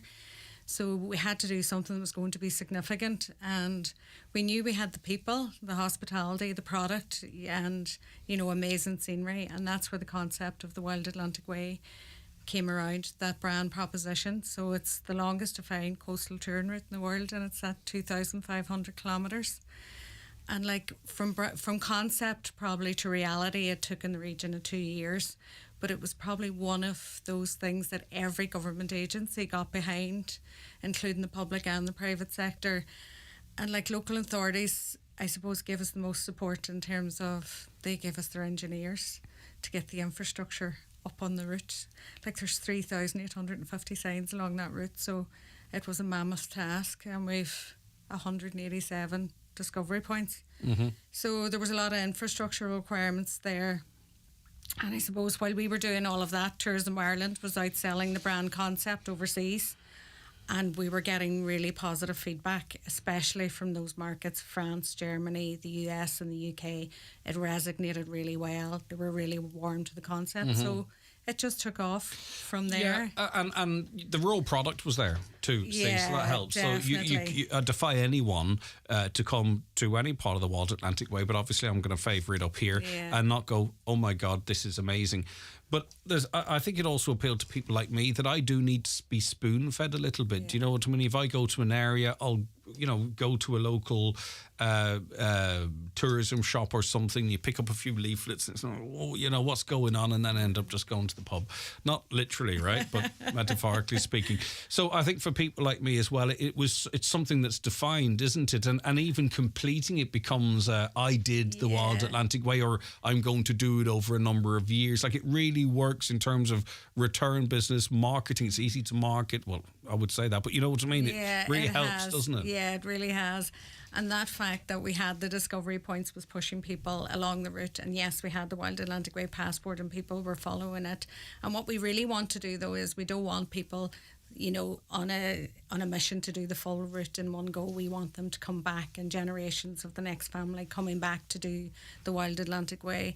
But probably, Greg, I'm in tourism 23 years. I was there at the initial inception of Wild Atlantic Way. And the one thing we have seen is we've seen small towns and villages really come back to life with the tourism product.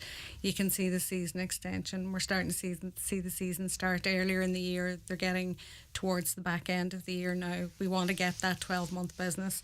So we might be 10 years, but we've another 10 years of really hard work ahead in terms of, that investment for big visitor attractions. It's going Exactly. to pull the visitor north. And the weather isn't a disadvantage. Like, I'll always remember seeing, a busload of German tourists getting off a bus in Donegal town in their coats, and they had their, their, what do you call those jackets? The waterproof jackets, right? And us walking through the town in T-shirts, freezing with the rain hopping off our heads. You know what I mean? They prepared for the weather, and we're just so...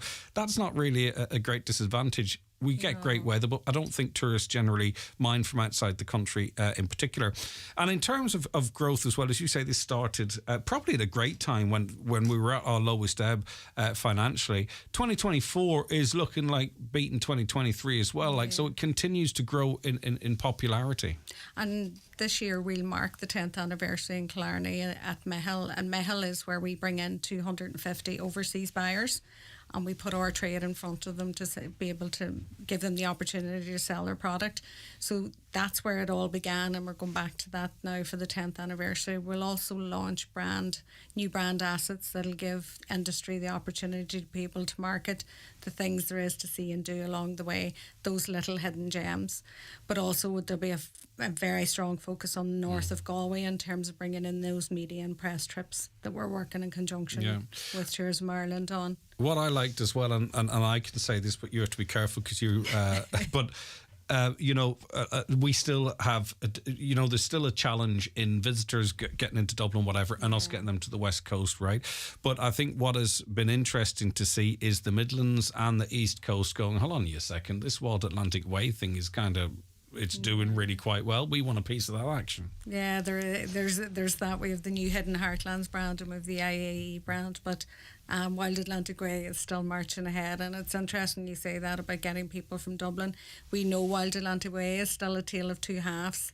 In South Wild Atlantic Way, it's all about dispersion of the visitor to get them out from those honeypots, whereas north of Wild Atlantic Way, we need to get those international visitors who are going to spend a little bit more and stay a little bit longer. And now more people to fly directly into the West, into Ireland West Airport. We often view, I think, Ireland West Airport as a destination, as a place to go somewhere. But to have the opportunity, and with Donegal Airport now, people can fly directly to Donegal Airport via Dublin, of course. There are ways into. Now, we want people from going into Ireland West to go north, not necessarily south, right? And to avail of the services at Donegal Airport. But there are ways to get straight into the West now as well, too. And we're working really strongly with the Causeway Coastal Route this year in terms of shared islands money that we received, 7.6 million, in terms of that connectivity between the Causeway Coast and the Wild Atlantic Way. Because when an overseas visitor looks at a map, they're not looking at that division, they're just looking at one coastal route. So Belfast and Derry are also key access points for us for the Northwest. Yeah, and of course, you can do your bit, but we also need businesses to be able to continue to operate, and the small pubs, the small restaurants, and what have you. We need them there as well. The scenery is beautiful, but we need the service providers there. We also need accommodation as well, So these are challenges at the moment. Much of the accommodation is being used for other purposes, particularly here in Donegal. When you're trying to get people to go north, they could say to you, lovely if I could book somewhere. Do you know what I mean? So we have to get that sorted too, don't we? We really understand that challenge in Falch Ireland. Like 12% of our registered accommodation nationally has gone over to supporting the Ukrainian crisis. 15% of that accommodation in Donegal has gone over. We're not as bad as some counties where they have 20 and 30, but we do understand that challenge. And like that, the activities and attractions that are in those areas that large volumes of accommodation has gone from, we have launched a business support grant today to help those businesses that are receiving a downturn in their revenue because of that. And it is a challenge. We understand cost of doing business at the moment is a real challenge, not only for tourism businesses, for businesses in general. Of course, and I think if we were able to dig into those figures a little deeper in terms of where those beds availability on the Wild Atlantic Way. Or maybe do we have those figures? We do, and we keep a very close eye on everything. What's the percentage? Do you know what the percentage for us in Donegal is? That's always the one, Greg, that I'm watching very closely. We're up at 15% of our registered accommodation has gone over. Okay. But we're actually doing an accommodation workshop tonight or tomorrow night in Fawn in the community centre, and it's all about getting people who maybe are 20 or looking at the idea of making accommodation available for B&B, self-catering or welcome standard. All right, Fulcher Ireland hosting a free information evening for all tourism accommodation providers or prospective accommodation providers across Donegal tomorrow night, as you just heard. It's in the Fawn Community Centre between 6 p.m. and 7:30 p.m. Tourism accommodation, vital, hugely important, of course. Stick your headphones on now, Joan, if you don't mind. Sure. We have Kevin Dooher, who is the Wild Atlantic Traveller. Kevin, how are you getting on? Greg? It's not a bad way to make your name, is it? Touring the Wild Atlantic way? Definitely not. Somebody might as well join it, but nice to see you anyway. Hi, Joan, how are you? Hi, Kevin. It's good to have you with us. I mean, obviously, we're going to talk about Donegal first and foremost, aren't we? I mean, I defy anyone listening... well, I don't defy them. I doubt anyone listening has taken everything in that this county has to offer on the Wild Atlantic Way alone, because, you know, we talk about international and national tourism. You know, it's only relatively recently, I myself have, you know, started properly exploring, I think, the hidden and not so hidden gems that we have, Kevin. Yeah, well, look, there's so much, you know, even myself, like, I'm still finding different gems now and again. But like, Donegal's so big, and it's amazing how many people just come for a day trip and expect to see the whole entire county. Do you know, like, a week's never enough? But I do agree with you. We do have the best county, you know, in terms of scenery, people, hospitality, the friendly welcome. We do have everything up here. Yeah. The only thing we don't have is the weather. But you don't come to Ireland for the weather. Not at all. You know, it doesn't matter. If you're out kayaking, it doesn't matter if it's raining or not. Also, to Inishowen, and there was a bit of a campaign at the time, I remember, to have Inishowen included.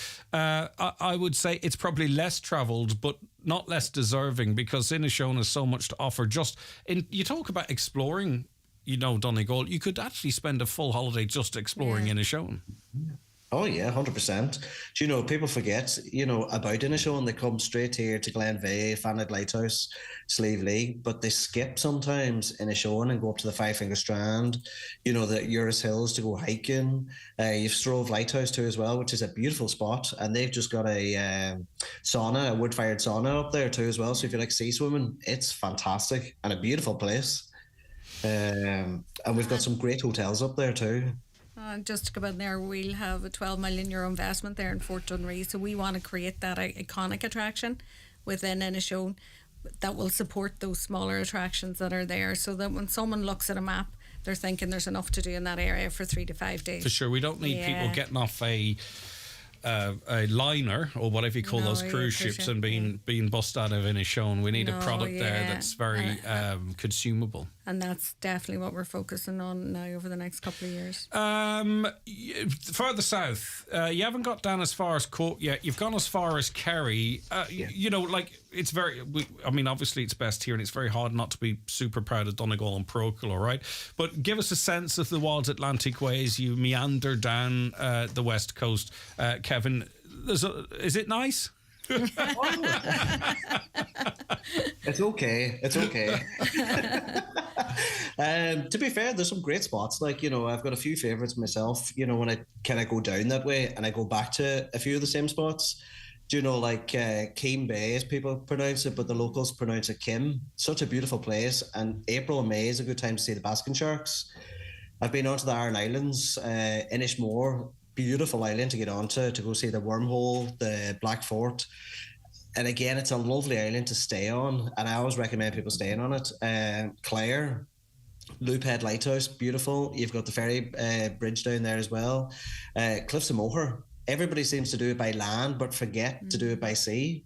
And I think this is so important too for Donegal, for Slieve League. See it by boat. I think there's a whole new different dynamic. I think there might be a new service out there. I meant to mention that. Atlantic Coastal Cruises they've just launched, haven't they? And Paddy Byrne now has 3 boats in the water over there. Paddy, you know, Lake, I know Kevin's all about the collabs, but Paddy, you know, I can go on that boat. I've got a camera too. I can waffle. You know what I mean? I think I'll change jobs with Kevin, actually. I know. But Kevin, you've mixed it up a bit. You've heretofore you kind of do hotels, Airbnbs, camper vans. This season you're looking to do a bit of wild camping. Yeah, a bit of wild camping, get back to nature and stuff. In a tent. That we kind of ground ourselves. In a tent, get out Kevin. there. Are you going to do it in a tent? Yeah. No, I wanna wild get a camping is you have to forge your own food. You have to build your own, like Naked and Afraid. As long as there's McDonald's, I'll be fine. Exactly. I think that's the flavour of wild camping we're going to see from Kevin. But no, I get you. I mean, sometimes... say for instance, you drive over Loch Salt or whatever, and you can see some people have stumbled across that parking space there, and they've either got the back of the camper van out open or they've got a tent, and you go, wow, what must that feel like? Now you could do it, but there's a bed not far away, right? Yeah. But you look at it and go, wow, now that is, you're talking banking experiences there. You want a bit of that action, Kevin? Yeah, well, do you know what? I've seen more people converting vans into camper vans. This last year and this year too as well, a lot of my friends have converted vans to wake up at these different locations. But I always say be mindful too when you go to these locations, because you don't want to leave I always leave no trace. Yeah, exactly. Just footprints. And that's kind of like a slogan that I've carried throughout. And it's always a lot of places now don't allow camper vans to park up. So I always kind of say, look for them. There is guides out there. The council have taken that on board, and there's a public consultation about how we can promote that type of holiday, but respect the locals. Joan, you wanted to come in there a sec? And probably, Kevin, you're well able to do the coffee guide for the Wild Atlantic Way at this stage with all the excellent coffee stops we have now at some of the discovery points along the route. Like I was down at Mount Charles Pier last Sunday, and just the buzz around the pier, the amount of people that were out wild. Well, if you don't call it Mount Charles, you'll not be welcome Mount back. Charles, yeah. It'll be your last visit, Joan. But the amount of people that were out wild swimming and were having their coffee, and brilliant it's just, macro fishing spot. Yeah, actually, as well. The discovery points is given. And just a wee bit up from there, there's a beautiful. Oh my God, I spent so much of my childhood there as well. Durn Rock. It's just up a little bit north of that. It's beautiful. Right, you go snorkeling. We don't do enough snorkeling here. Snorkeling is fantastic. No, but water sports has definitely taken off. The kayaking, all of that. The activity providers, they've all grown their business nearly along the west fantastic coast stuff. now. We did a kayaking tour last, not a tour, but went out with the guy, and it was just unbelievable. Yeah. Right, okay, Kevin. So you're going to keep logging your adventures for our pleasure on your social medias, the Wild Atlantic Traveller. Look forward to seeing some of this wild camping. So no hotels, no nothing, right? I hope you'll join too. Yeah, for sure, definitely. You give me a converted van. Yeah, all right, no problem at all. All right, take care, Kevin. Thank you so much. Very much indeed, and keep up the great work. Thanks so very much indeed, Kevin Dooher, Wild Atlantic Traveller. And a lot of people now get their suggestions and their advice from seeing other people doing it as well. It's really valuable. Right, okay, Joan. 10 years, and it's onwards and upwards as well too. Onwards and upwards. It's really important for us now to focus on working with businesses along the Wild Atlantic Way in terms of the supports, building resilience around their commercial and financial business models. Also to look at the investment in terms of the Wild Atlantic Way, the capital investment. We're not finished over at Slieve League. We'd like to get Malmhead over the line. We've Fort Dunree coming on stream. So we'll continue to work in terms of that capital investment, and we have this year as well. Now we're going back out to re-look at all of the signage and the maintenance again for the discovery points, because it's really important. What we're putting in the shop window is what people are getting when they arrive. So the unique landscape is really important in terms of that environmental piece for us as well, in terms of that environmental monitoring for the Wild Atlantic Way. All right, brilliant stuff, John. It's been lovely having you on. Great. And it's been interesting to market, of course, as well. We all have, hopefully, a chance this spring into summer to explore more of our county, more of the Wild Atlantic Way. Okay, Joan, thank you very much indeed. That's Joan Crawford, who's manager of Wild Atlantic Way at Fulcher, Ireland. Any of your favourite visiting spots? Let us know. 086 60 25,000. The 9 till noon show is brought to you by Letterkenny Credit Union, with monster loans available up to €60,000 for all occasions. Visit letterkennycu.ie. Are you worried about trees on your property? Northwest Forestry Services Ballybuffet are fully insured and have over 40 years experience in dangerous tree removal, tree felling, surgery and stump grinding. For peace of mind, call Northwest Forest Services Ballybuffet for a no obligation quotation on 913233. Go full Lidl with exclusive Lidl Plus Super Savers. Like Board B approved Irish whole chicken was $4.99, now $3.99. Crisp Pink Lady apples were $2.99, now only $1.99. And Lidl Plus Wine of the Week Deluxe Western Cape Sauvignon Blanc was $8.99, now $7.49. Scan the Lidl Plus app and go full Lidl today. Get the facts to Drinkaware, visit drinkaware.ie. Testing. Do you need to get your hearing tested? Test your hearing with a free sample hearing aid from Hidden Hearing. Order your free sample hearing aid today. Call 1-800-370-000 or visit hiddenhearing.ie. McCullough Jewellers in Letterkenny are synonymous with fine jewellery, quality watches and giftware. With stores at Main Street, Letterkenny and the Letterkenny Shopping Centre or online at ormccullough.com. You can choose from their quality product range in a relaxed atmosphere, and their sales staff will be happy to help you make the right choice, whatever the occasion. McCullough Jewellers, making moments magical for generations.